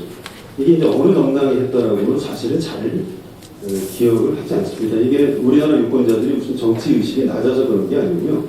아까 이제 발제하신 분들께서 깃발 얘기를 하셨는데 중요합니다. 정당은 깃발이 중요하죠. 그런데 우리나라 유권자들은 그 깃발을 대통령감, 대선 후보가 누구냐로 그 깃발을 좀 판단하는 경향이 있는 것 같습니다. 지금 국민의당이 맡고 있는 위기의 가장 중요한 부분은 깃발이었다. 즉, 안철수 전 대표가 정치적으로 내리막길을 아주 심하게 걷기 시작하면서 국민의당의 깃발, 즉 지도자, 차기 대통령감이 과연 누구냐, 지금 없는 건 아니냐, 여기에 대한 그 실망감에서 지금 국민의당의 위기를 맞고 있다. 이렇게 생각이 됩니다. 앞으로 국민의당이 민주당하고 연정이든 통합이든 할 것 아니냐 이런 얘기들 많이 하는데요. 이게 참 기묘한 게, 제가 바른정당 계신 분들하고 좀 대화를 한 적이 있는데, 그쪽에서 바른정당도 자유한국당 다시 합당을 할 가능성이 있는 것 아니냐 이 가능성을 열어두고 있더라고요. 그런데 좀 상대적으로 지방선거를 앞두고 만약에 민주당하고 국민의당의 연정이 성사가 된다면 자유한국당과 바른정당도 선거 제휴나 합당을 할 가능성이 높아진다. 이런 얘기를 지금 하고 있습니다. 그래서 지금 저는 개인적으로 정당이 정체성을 그냥 유지하는 게 옳다고 봅니다. 정기에 대한 합당 옳지 않다고 생각하고요. 지방선거 앞두고 어떤 전당대회에 나서는 새 지도부에서 그런 정치적인 쟁점들을 잘 정리해야 한다는 아까 유창순 박사님 발제도 동의를 합니다. 참고로 이제 작은 의견인지 모르겠습니다만 바른정당하고 통합해야 한다는 의견 현실적이지도 않고 잘 되지 않을 겁니다. 그리고 국민의당의 매우 중요한 정치의 수성 중에 하나는 저는 대북 정책으로 인식을 하고 있습니다. 바른정당은 차이가 너무 많이 나기 때문에 어떤 명분을 갖다 붙여서 거기하고 뭐 합당을 한다거나 정기 개편을 해도 국민들이 받아들이기 쉽지 않을 것이다. 그런 생각을 하고요. 또 한 가지는 호남에서 지금 상당히 국민의당 지지도가 굉장히 낮은 이런 상황에 처해 있는데, 좀 더 본질적으로 우리 국민의당은 어떤 정당이다라는 답변을 이번 전당대회를 통해서 호남 유권자들한테 내놓지 않으면 앞으로 국민의당의 미래도 참 쉽지는 않겠다. 이런 관측 정도를 하고 있습니다. 마치겠습니다.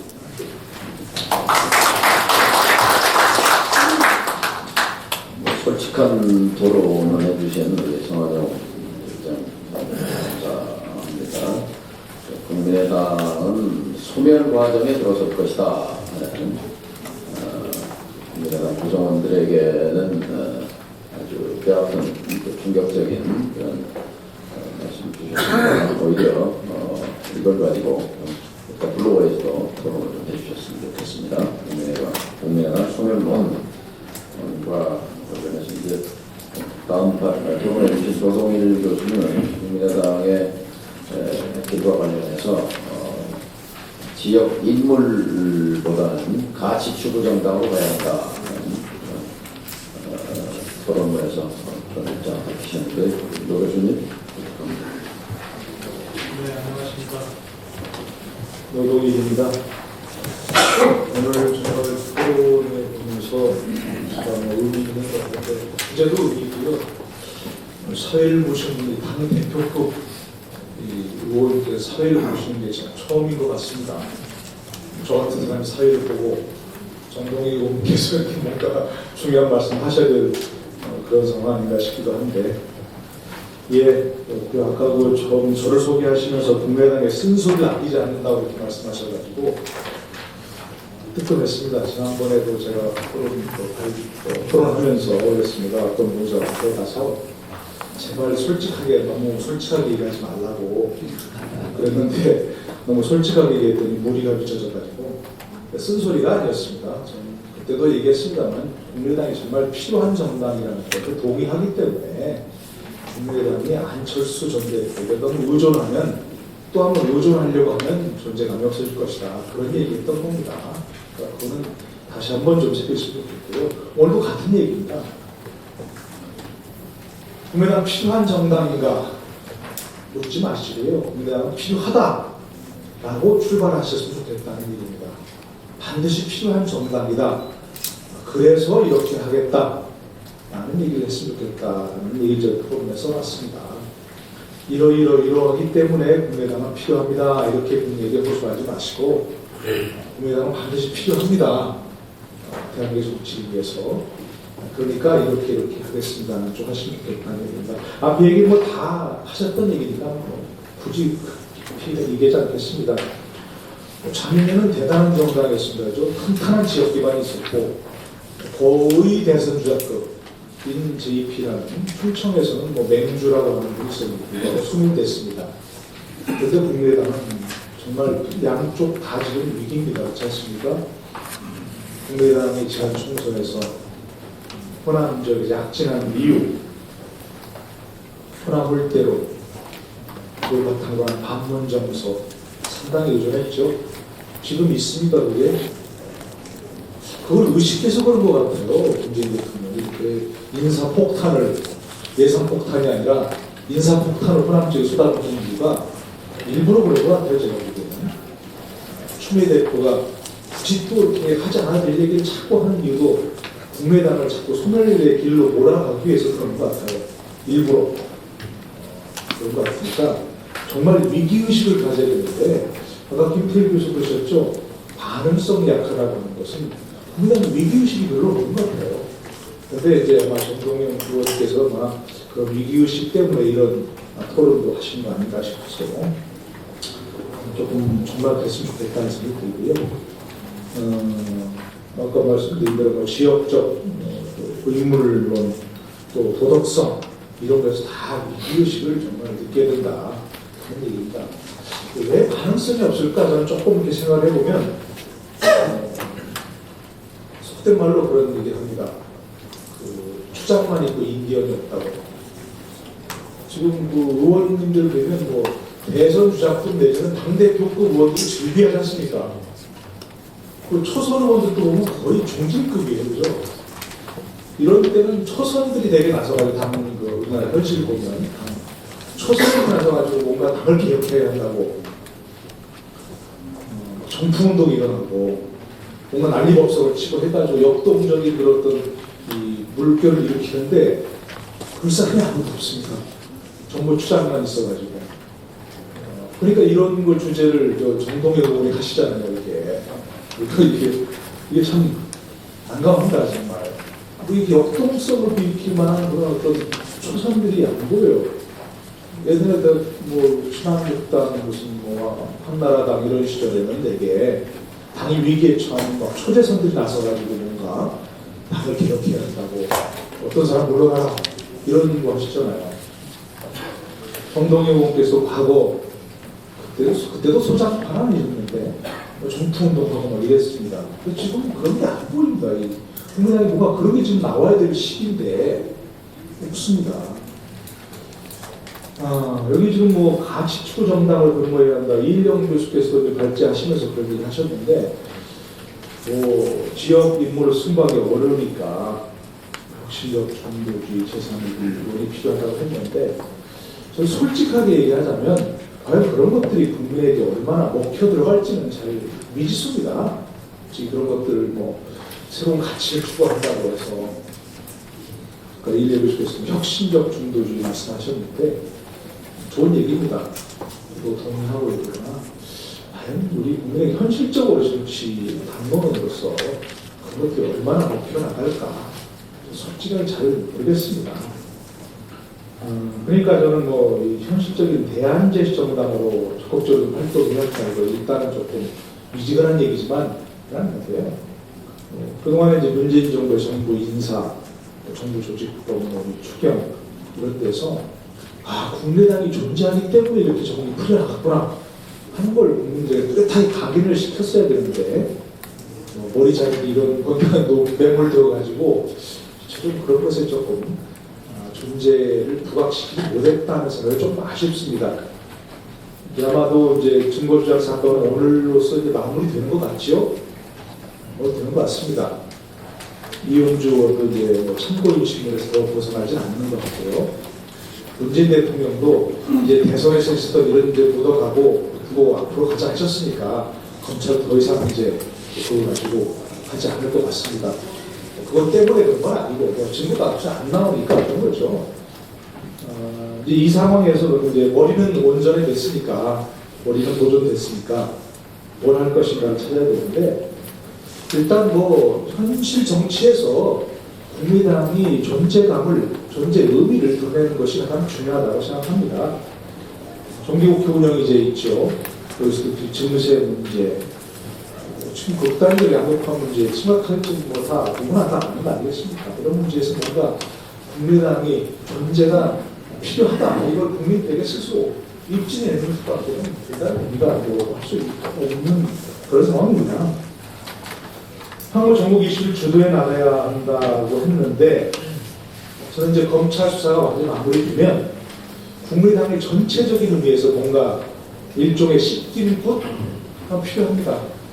이게 전체적으로 정말 이걸 털고 가는 모습, 뭔가 이렇게 전체 의원들 모여서 좋고 전체 의원들, 당협위원장들, 당원들까지 다 모여서 한 차례 선포되지 않은 모습, 아까 유창진 목사 말씀하신 비슷한 그런 생각, 털고 가는 행위가 필요하다고 생각합니다.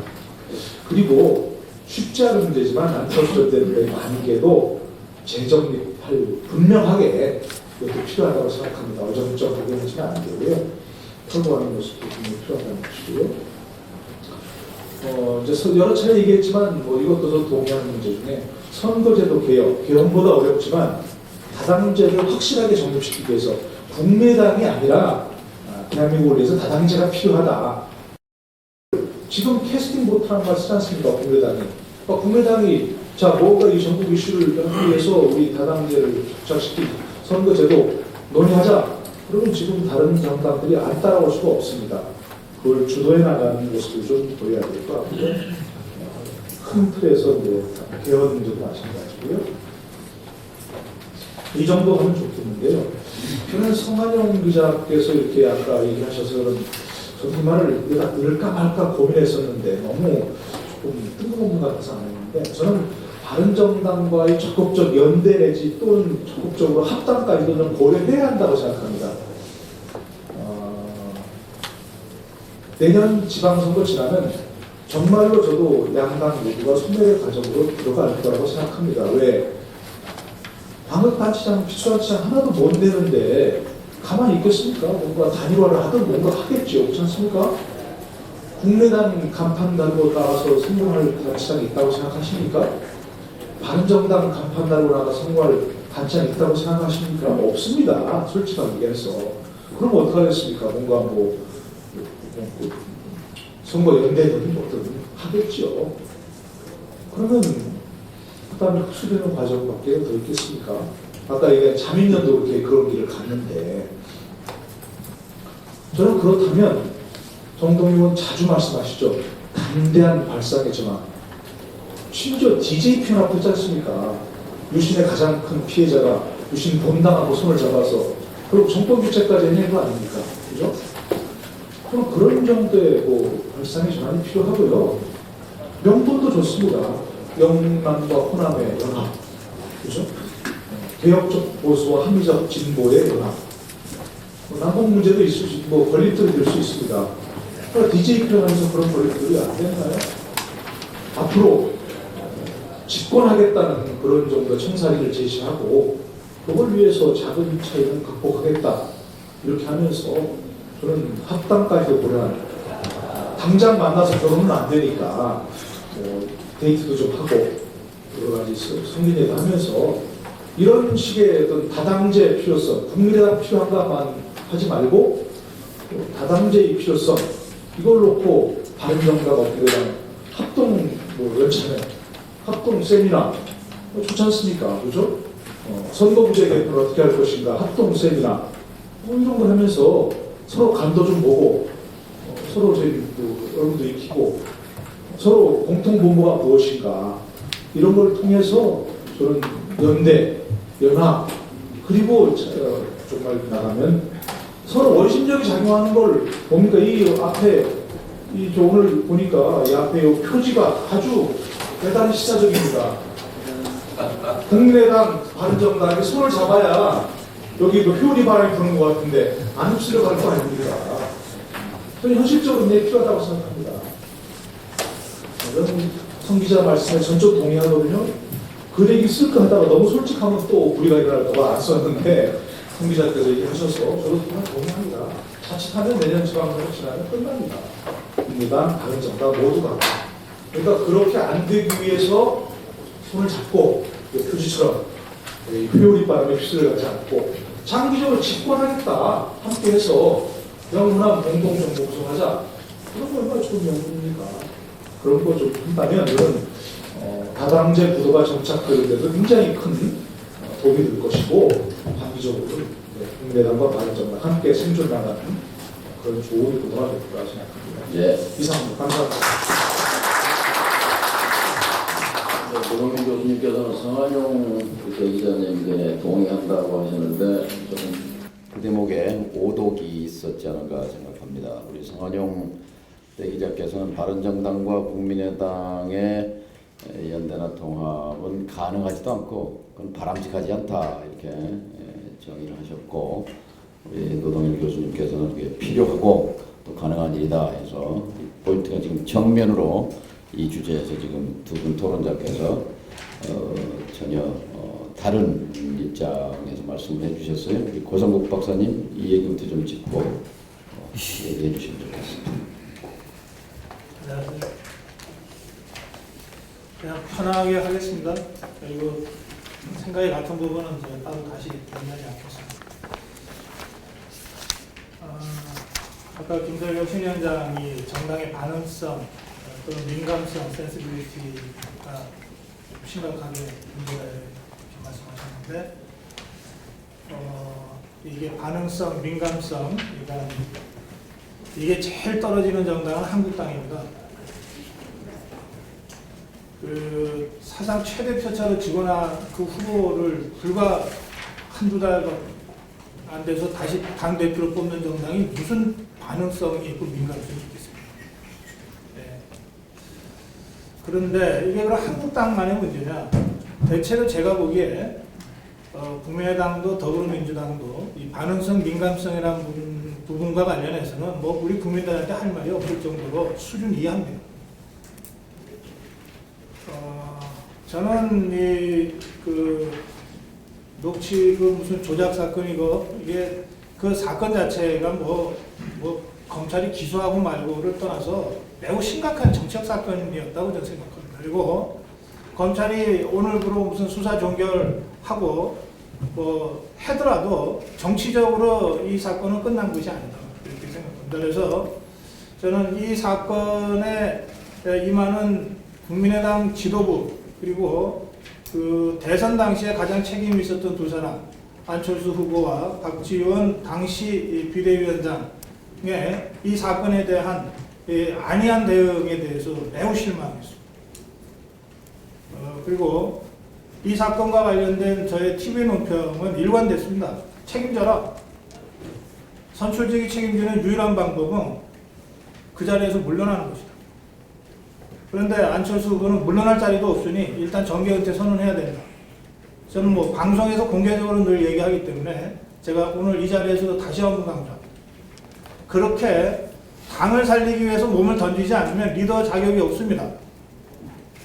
여러분들이 이 당 필요한 당이냐라고 하는 이런 절박한 심정으로 토론회를 하는데 국민의당에 단 한 사람도 자기 몸을 던지겠다는 사람이 없어요. 아직까지. 어떻게 당이 살아납니까? 저는 다시 한번 안철수 후보의 정계 은퇴를 촉구합니다. 저는 국민의당이 우리 정당 사상 매우 중요한 존재고 그런 일을 불과 1년밖에 안 됐지만 해냈다고 평가합니다. 그제 1년 전에 4.13 총선 평가할 때 제 방송을 보시면 그대로 나옵니다. 저는 우리 70년 정당 정치사에서 제3당의 존재가 국민에 의해서 선택된 거의 유일한 선거라는 점에서 4.13 총선은 국민의당이 만든 정치혁명의 선거였다. 제가 이렇게 평가했습니다. 그리고 그 연장선에서 대선에서도 안철수 후보, 국민의당의 후보가 한국당의 후보와 어쨌든 근접전을 벌이면서 2위, 3위 또는 때로는 1위까지도 했었던 이 상황 자체가 우리 대선 사상 없어요. 그런 일이. 그런 점에서 국민의당이 불과 1년 만에 보여준 두 차례 선거에서 보여준 이 힘이라고 하는 것은 국민이 만들어준 정치혁명의 힘을 그대로 보여주는 것이다 라고 제가 아주 높게 평가합니다. 그 힘을 가졌던 국민의당이 어쩌다가 당의 존립을 스스로 자문하지 않을 수 없는 상태까지 됐느냐. 이걸 개선하지 않으면 무슨 수를 써도 국민의당이 다시 살아날 수 없습니다. 그러니까 한편으로 끝없는 자부심과 자신감을 가져야 되는데 그러나 그것만에 안주해서는 안 되는 것이고 그리고 그 힘이 결국 어디서 왔냐? 그럼 국민의 지지에서 온 거 아닙니까? 그럼 국민이 지금 뭘 원하는지를 가지고 그 길로 나가야죠. 거기에서 국민의당의 살 길을 찾아야 되는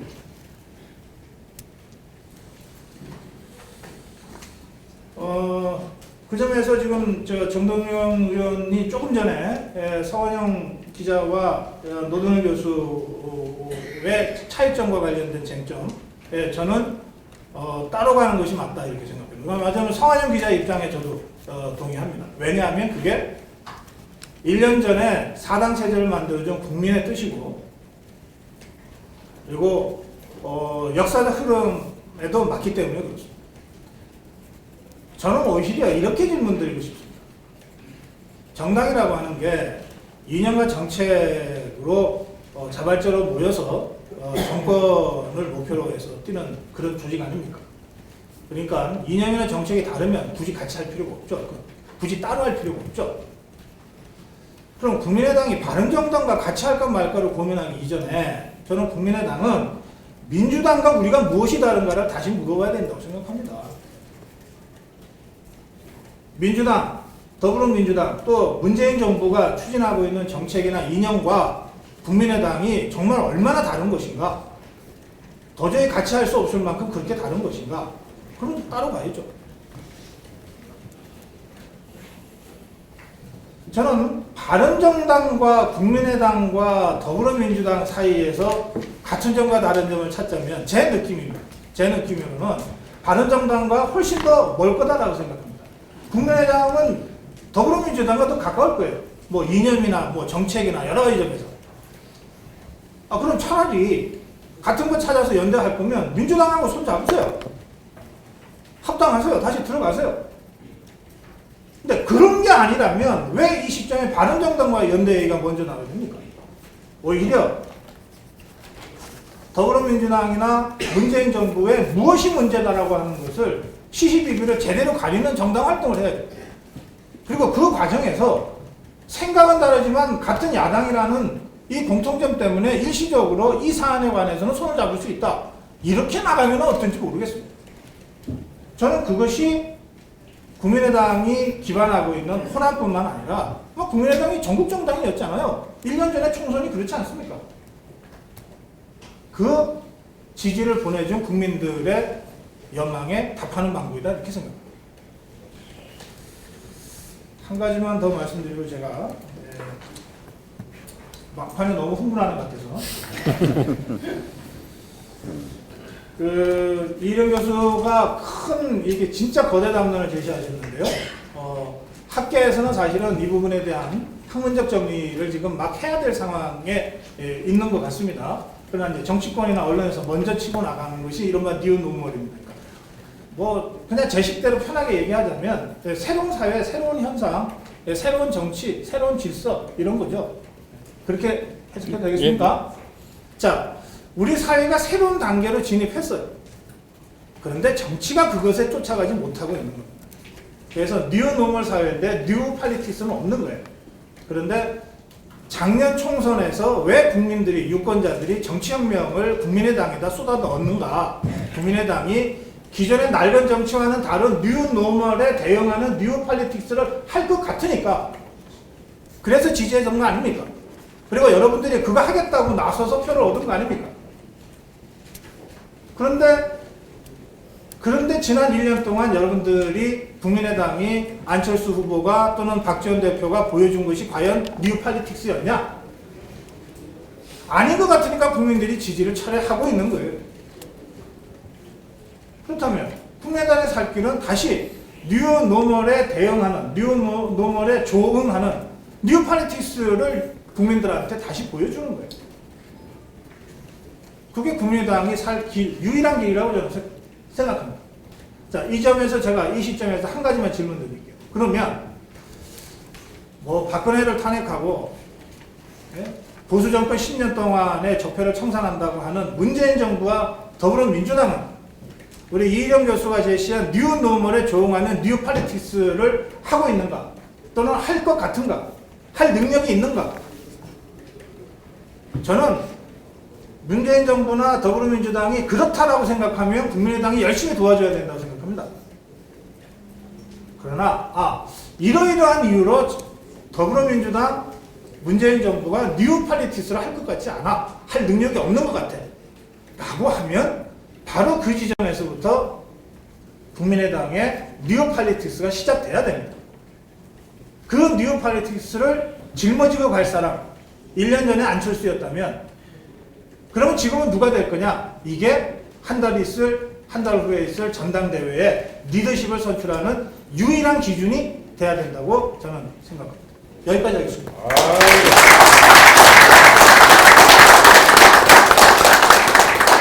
네, 이 토론의 열기를 불어넣어 주신 우리 고상국 박사님 다시 한번 박수.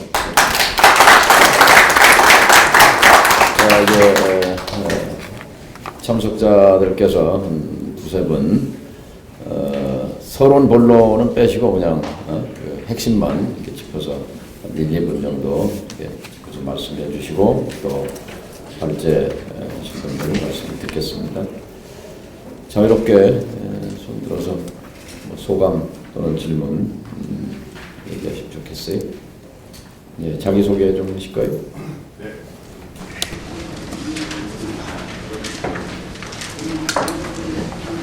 안녕하십니까. 제가 안철수가 제 친구입니다. 제가 통당으로서 당대표 출마를 두 달 전부터 정당민주주의를 만들기 위해서 당대표가 자기보다 못사는 당원들을 향해서 경제 여건을 개선하기 위해서 매일 지역에서 쫓아다니는 일을 하시면 제가 그 50%를 지원해서 도와주겠다. 그렇지 않으면 제가 당대표에 출마하겠다. 이렇게 말씀드리고 나왔습니다. 오늘 제가 TV에서 뵀던 분들 이렇게 되니까 영광입니다. 안철수라는 분에 대한 제 의견을 잠깐 이야기하고 질문 하나 드리겠습니다. 그게 말씀드리죠. 안철수의 고등학교 1학년 학기 중에 소아마비 분이 계셨는데 그분이 제 경희대 한의대 동기입니다. 가방을 줘줬다는 이야기를 들었고요. 아까 말씀하신 고등공님이나 여기 우리 경희대 노동일 교수님 강좌에 대해서 하시는 이야기를 제가 잘 들었습니다. 존재가 바로 증거입니다. 우리 당은 새정치가 나오고요.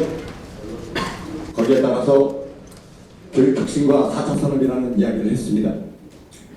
제가 83년도 대학 들어갔는데 그 당시에 문과가 이과에게 약간씩 중앙의 자리를 양보해서 어떤 이야기들을 중심해서 이과가 할 수 있게끔 사회 분위기를 조성하자 이렇게 이야기를 했지만 결과적으로 그 상징이 제대로 나타나지 않았습니다.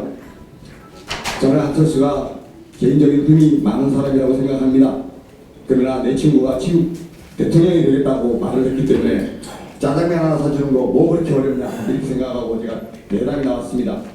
안철수는 이공계에 부장된 사람입니다.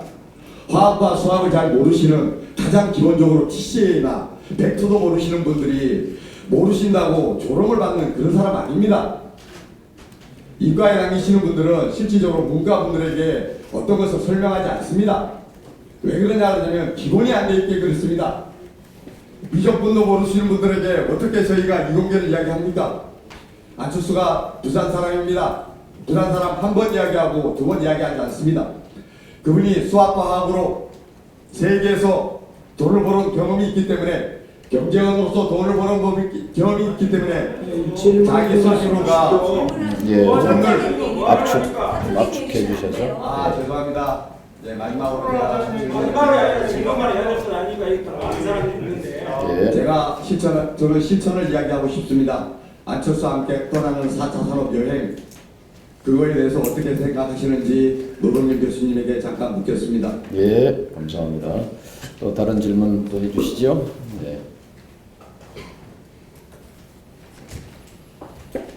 네, 없으시면 그냥 우리 토론자분들이 심도 있는 또 날카로운 토론을 해주셨기 때문에 그걸 중심으로 우선 발제자분 두 분 말씀 듣고 또 진행하겠습니다. 이일영 교수님.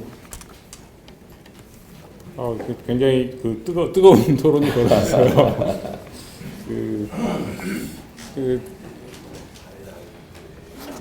제 이제 뭐 이 토론과 관련돼서 제가 준비해온 메시지를 그냥 좀 덧붙이는 걸로 말씀드리겠습니다. 저는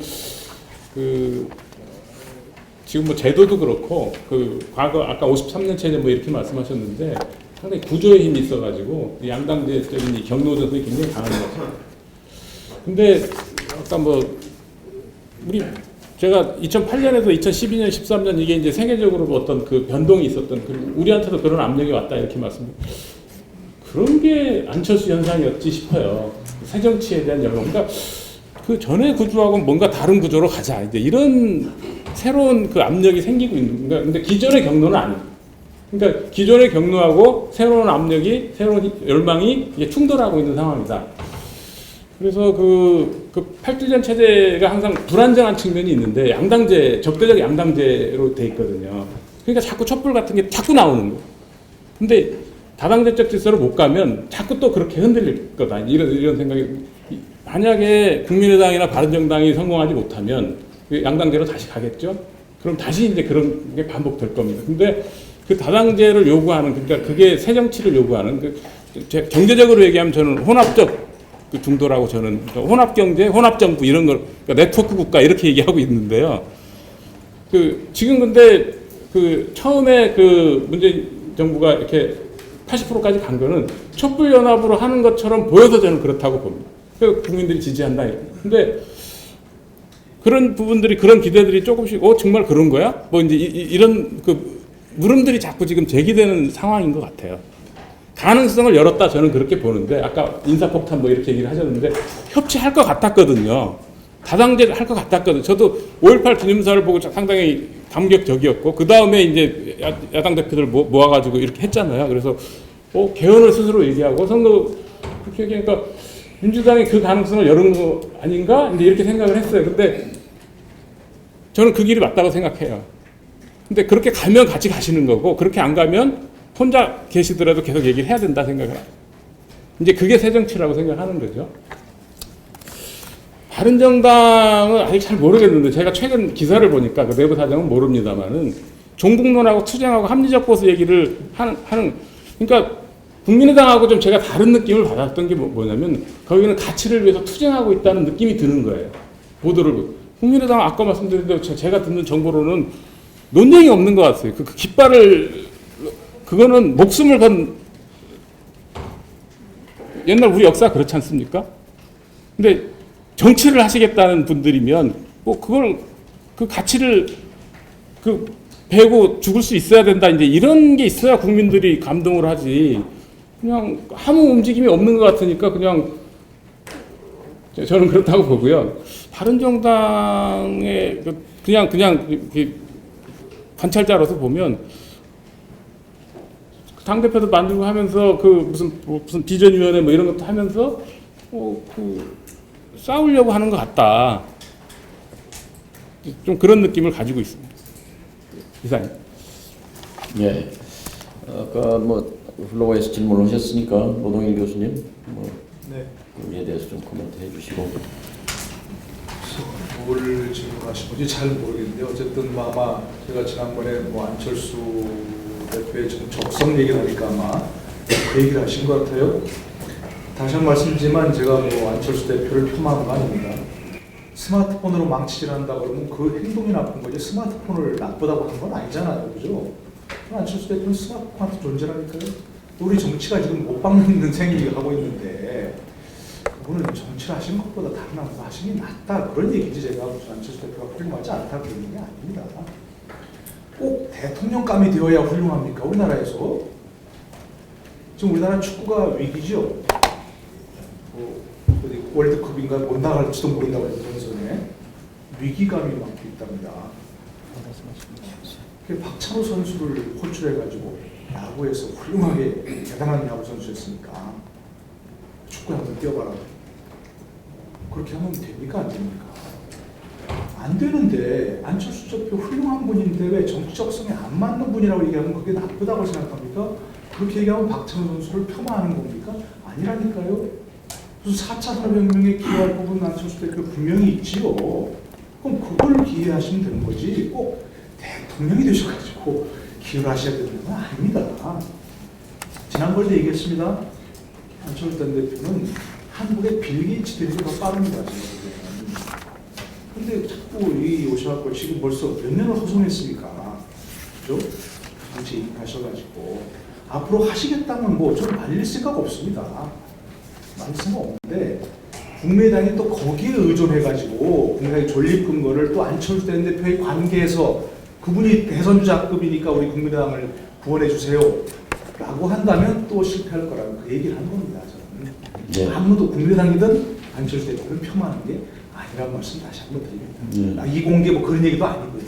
이상입니다. 예, 다음 이제 유창선 박사님 받아서 말씀해 주시면 좋겠습니다. 네, 생각보다도 이제 안철수 전 대표하고 국민의당의 관계 자체가 아주 뜨거운 오늘 이슈가 되고 있는 것 같은데, 저도 제 생각 좀 정리해서 말씀을 드리면, 일단 지금 여러 가지 그 상황이 안철수 전 대표의 정계 은퇴까지 요구할 상황은 전 아니다 그렇게 이제 판단을 합니다.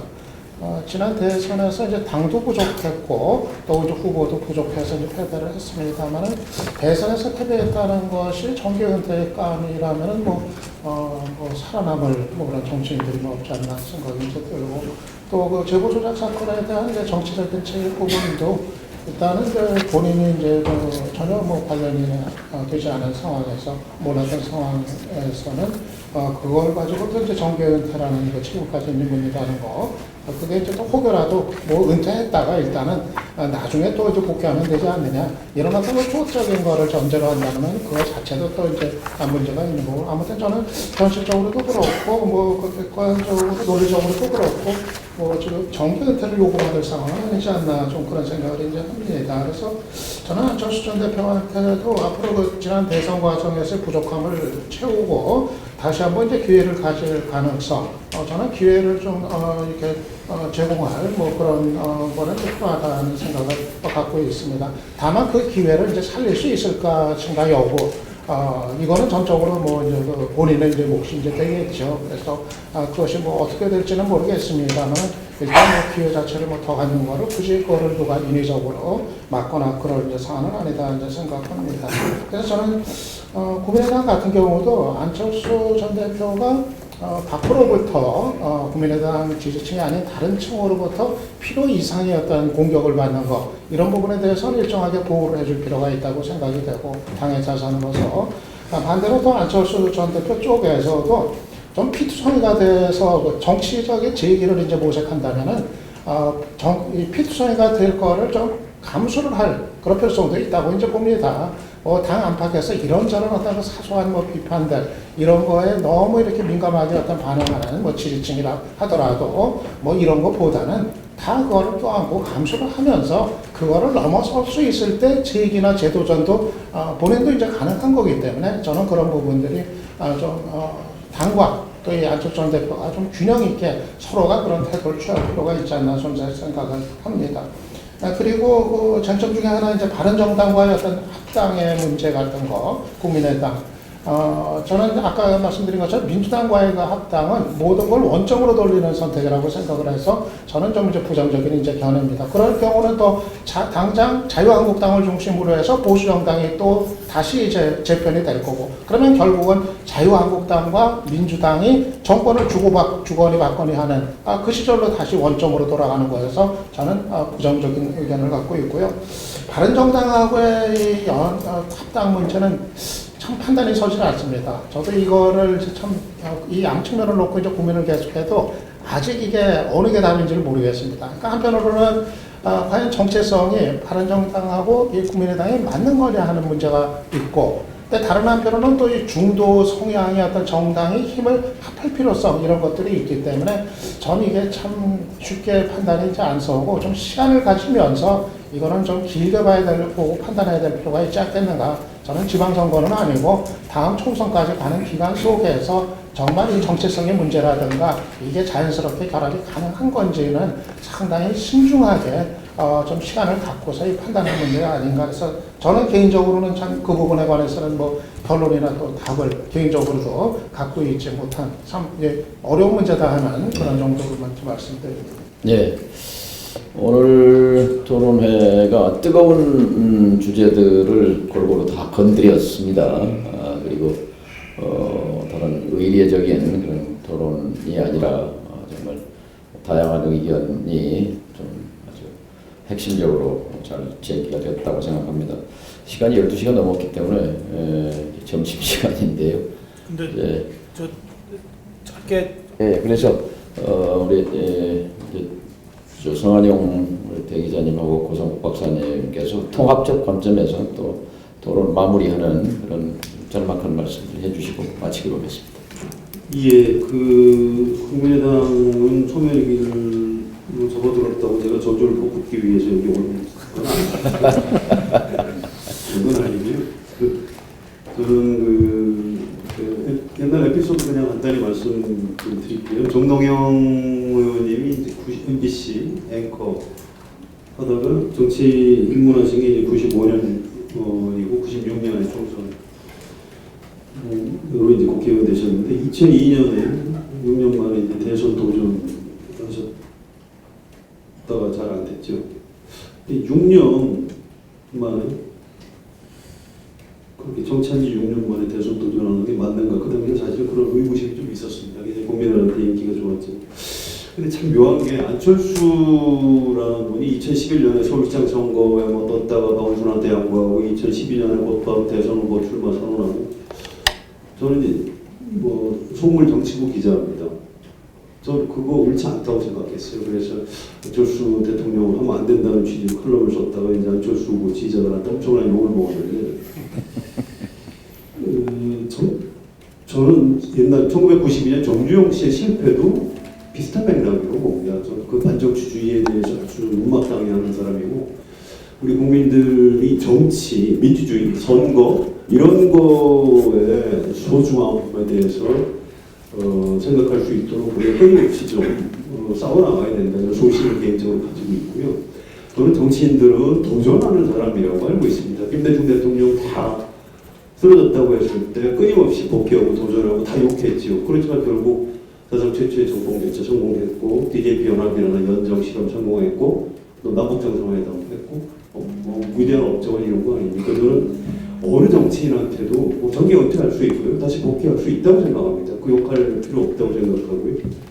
정동영 의장님이 먼 길을 돌아서 지금 다시 재도전하고 계신데 저는 굉장히 의미가 있다고 생각합니다. 도전 자체가 선택이고요. 그걸 보고 유권자들이 판단할 겁니다. 옛날에 알고 있던 그 정동영이 아니구나. 우리가 이제 지지를 해야 되겠다. 이렇게 하면 정동영이란 깃발로 국민의당이 또 새로 설 수 있다 생각하고요. 저는 안철수 전 대표도 마찬가지라고 생각합니다. 그분이 여기서 정계 은퇴를 하든 전면 돌파로 해서 이번 전당대회에 다시 나와서 내가 당대표 하겠다. 뭐 이런 식으로 하는 건 선택입니다. 거기에 대해서 당원들하고 국민들이 평가할 거고 동의하든 뭐 반대하든 이렇게 하겠죠. 정치인들이 이제 그렇게 하는 거고요. 이제 안철수 대표님도 정치한 지 꽤 되기 때문에 정치인으로서 그런 그 판단 같은 거 잘 해서 하셨으면 좋겠습니다. 뭐 정계 은퇴를 한다든가 뭐 전당대회 출마한다든가 뭐가 옳다. 정치에서 옳은 게 어디 있습니까? 정치인이 선택을 하는 거고 그 결과에 대한 책임을 국민 앞에서 지면 되는 거지. 저는 아무튼 정치를 정상화시키고 정치인들만이 어떤 우리 대한민국을 끌고 나갈 수 있는 지도자들이다라는 말씀을 드리고 싶습니다. 네, 소멸론만 말씀하신 게 아니라 희망도 있다 같이 해주셨습니다. 자, 이제 마지막으로 좀 전체적으로 통합적 관점에서 정리해 주시고 마지막 발언 되시겠습니다.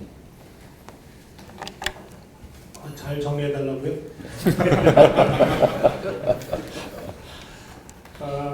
저는 국민의당과 바른정당은 전혀 이게 당의 그 위상이 다르다고 생각합니다. 왜냐하면 국민의당은 1년 전에 어려운 과정을 거쳐서 국민적으로 선택받습니다.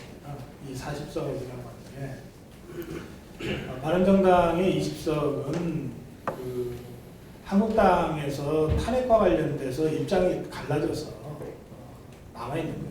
그러니까 반박근혜 집단인 거죠. 그러니까 뭐 정치적 흐름에 따라서 다시 들어가기도 하고 다시 들어갔던 사람이 또 후회한다 그러기도 하고 그러잖아요. 네. 그래서 저는 바른정당이 그럼에도 불구하고 중도 보수적인 스펙트럼을 넓혀주기를 바라고 있고요. 그리고 역할을 해주기를 바라는데 그것이 다당제로 가는 중요한 징검다리가 될 수 있기 때문에 그런데 이 바른정당의 경우에는 3년 후에 국민적 선택 과정을 거쳐야 비로소 검증되는 정당이다 이렇게 생각합니다. 아닌 말로 그래도 어느 정도 비슷해야 된다고 치면 뭘 같이 하거나 뭐 할 때 유승민과 김무성의 정치 이념이 비슷한 것 같습니까? 반박근혜 말고는 같은 게 하나도 없는 사람들입니다. 더 제가 설명 안 드려도 되죠? 예. 그래서 저는 국민의당과 바른정당을 잡고 이렇게 아니 40석이 60석 된다고 무슨 세상이 바뀝니까? 저는 그런 차원으로 바른정당을 엮어서 고민하는 것 자체가 이 고민의 신급이 좀 너무 얕다. 저는 그렇게 느끼는 겁니다. 그다음에 좀 이제 정동영 얘기도 해야 됩니까? 저는 정치인이 대중 정치를 하는 가장 중요한 그 자세가 책임의 문제라고 생각합니다. 그러니까 선출됐기 때문에 자기를 뽑아준 유권자가 있는 겁니다. 구의원은 그 국민들이 있는 거고 대통령은 국민이 있는 거 아닙니까? 이 책임은 무한적인 책임입니다. 어디까지만 책임지면 된다가 아닙니다. 안철수가 지난 대선에 제가 존칭 생략하고 하겠습니다. 방송에서도 그렇듯이 안철수가 지난 대선에서 지지율 1위를 기록했던 적이 잠깐이지만 있었습니다. 그리고 나서 계속 떨어질 때 안철수를 지지했다가 지지를 철회한 사람들의 심정을 한 번이라도 생각을 해봤을까요? 네? 그 사람들의 피눈물을 한 번이라도 제대로 들어봤을까요? 그렇다면 저렇게 무책임하게 안 있습니다. 무슨 조작 사건 때문에 제가 말씀드리는 거 아니에요. 대선 끝나자마자 정계은퇴 선언하라고 제가 요구했습니다. 그 대중한테 책임지는 유일한 방법이니까 오랜 길을 돌아서 지금 여기에 왔다고 아까 성환 기자 얘기했는데 저 높은 발언이 있을 때 제가 정동영 당시 당의장에 대해서 정계은퇴 선언 요구했습니다. 방송에서. 저 잘못했다고 생각 안 합니다. 그리고 그때 정동영 의장이 선택한 거는 비례대표 반납이었습니다. 그리고 원외가 된 거죠. 예. 그렇게 해서 다시 살아나는 거거든요. 이게 쇼입니까? 정동영이 쇼했습니까? 저는 이 토론을 하면서 정치 지도자의 책임에 대한 무게, 정당의 국민에 대한 책임의 무게를 좀 느끼고 거기에서부터 시작해야 국민의당이 살 길이 그래도 어렵지만 만들어질 수 있다. 그걸 제가 꼭 마지막으로 말씀드리고 싶습니다. 거의 1시간 50분, 2시간 가까운 시간 함께해 주신 분들 감사드리고요. 굉장히 묵직하고도 또 핵심적인 토론이었다고 생각합니다. 이 국민의당 필요한가라는 토론은 연속 기획으로 한국 정치의 재구성이라는 그런 큰 제목 아래서 들어도 계속될 것입니다. 사회자로서 마지막 또 오늘 지켜보고 나서 한 말씀 드린다면, 어쨌든 그 민의를 표출하는 통로는 두 군데 있잖아요. 총선 민의, 주권자의 민의가, 그다음 대선 민의. 이 총선 민의에서 국민의당은 70년 뿌리를 가진 민주당을, 저도 민주당 출신입니다만 민주당을 1% 앞섰습니다. 그 1%의 역사적 의미는 마치 1979년 박정희 시해 사건의 1% 의미와 맞먹는다고 생각합니다. 79년 10개월 전 79년 1월에 10대 총선거에서 18년 공화당 체제, 공화당에 36%를 얻은 반면에 그때 사쿠라 야당이라고 지탄받던 형편없는 야당이었던 신민당이 37%를 얻어서 1%의 민심의 반란이 일어납니다. 이것이 결국 성난 파도가 돼서 79년 5.30 전당대회를 통해서 사쿠라 야당으로부터 투쟁 야당으로 선명 야당으로의 노선 변경이 생기게 되고 박정희 정권과의 투쟁이 치열하게 전개되면서 결국 김재규 중앙정보부장의 총알에 박정희가 쓰러지고 유신철 정치가 붕괴된 사건이 있었습니다. 작년 국민의당의 1%의 의미는 물론 상징성으로서의 안철수라는 그 통로를 통해서 구현된 것이지만 더 이상 이 피폐한 삶을 자신이 아무리 열심히 노력해도 이 희망이 보이지 않는 상황 속에서 정치를 바꾸라 하는 그런 민심의 분노가 결국 70년 양당 갈등 구조를 다당제로 바꿔야 되겠다는 학습을 한 것은 아니지만 그걸 직관과 통찰을 통해서 그 민의가 표출됐다 이렇게 해석합니다. 그래서 제 해석이 맞다면 국민의당은 존속해야 하고 또 존속할 수밖에 없을 것이다, 이렇게 필요하다 이런 말씀을 드리고, 어떻게 하면 국민의당이 살아날 것인가 하는 방법론과 관련해서는 국민의당이 국민의 삶과 몇 미터쯤 떨어져 있을까 하는 거리감을 한번 재보면 100m 밖에 있을 것 같아요. 훨씬 더 그 밖에. 이것을 적어도 국민의 삶의 10m 안으로 끌어들여야 한다. 결국 국민이 국민의당을 만들어줬다면 다시 국민의당이 살기 위해서는 국민 속으로 뚫고 들어가야 된다. 그래서 국민의 삶 속에서 실천적 비전을 만들어내고 책상 위에서 만들어내는 게 아니라 국민의 삶 속에서 정체성도 모색하고 하는 것이 살 길이다. 40명밖에 안 되는 콤팩트한 당이기 때문에 민생 기동대, 민생 기마대를 만들어서 매일매일 365일 이 고단한 국민의 삶에서 크고 작은 사건 사고가 발생하고 외마디 비명소리가 들립니다. 그 현장으로부터 여의도 정치는 너무 멀리 떨어져 있습니다. 국민의당이 솔선해서 그 국민 속으로 10m 안으로 1m 안으로 뚫고 들어간다면 그 속에서 살아날 수 있지 않겠는가 생각을 합니다. 거기에 덧붙여서 문재인 대통령, 문재인 정부의 역사적 책무가 무엇인가라고 생각했을 때 결국은 민주주의의 정착입니다. 민주주의의 정착이라는 이 과제 앞에 국민의당은 무엇인가? 국민의당이 없다고 생각한다면 바로 극우 세력은 부활할 것이고 다시 양강 갈등 구조 과거 정치로 돌아가게 될 것입니다.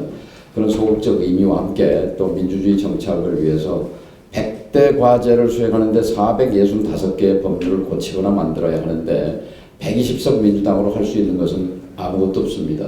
그러니까 이 기울어진 운동장이라는 이 한국 사회의 불공정한 구조를 바꾸기 위해서 100대 문재인 국정과제가 필요하고 465개의 법률을 바꿔내야 하는데 바로 여기에 국민의당의 역할 공간과 존재 의미가 있다. 그래서 개혁의 경쟁자, 개혁의 주도자로서 국민의당이 위치 설정을 다시 하는 것, 그것이 국민의당의 살 길이 아닌가 그런 생각을 해봤습니다. 오늘 함께해 주셔서 감사합니다. 우리 토론자와 발제자 선생님들께 큰 박수 보내주시기 바랍니다.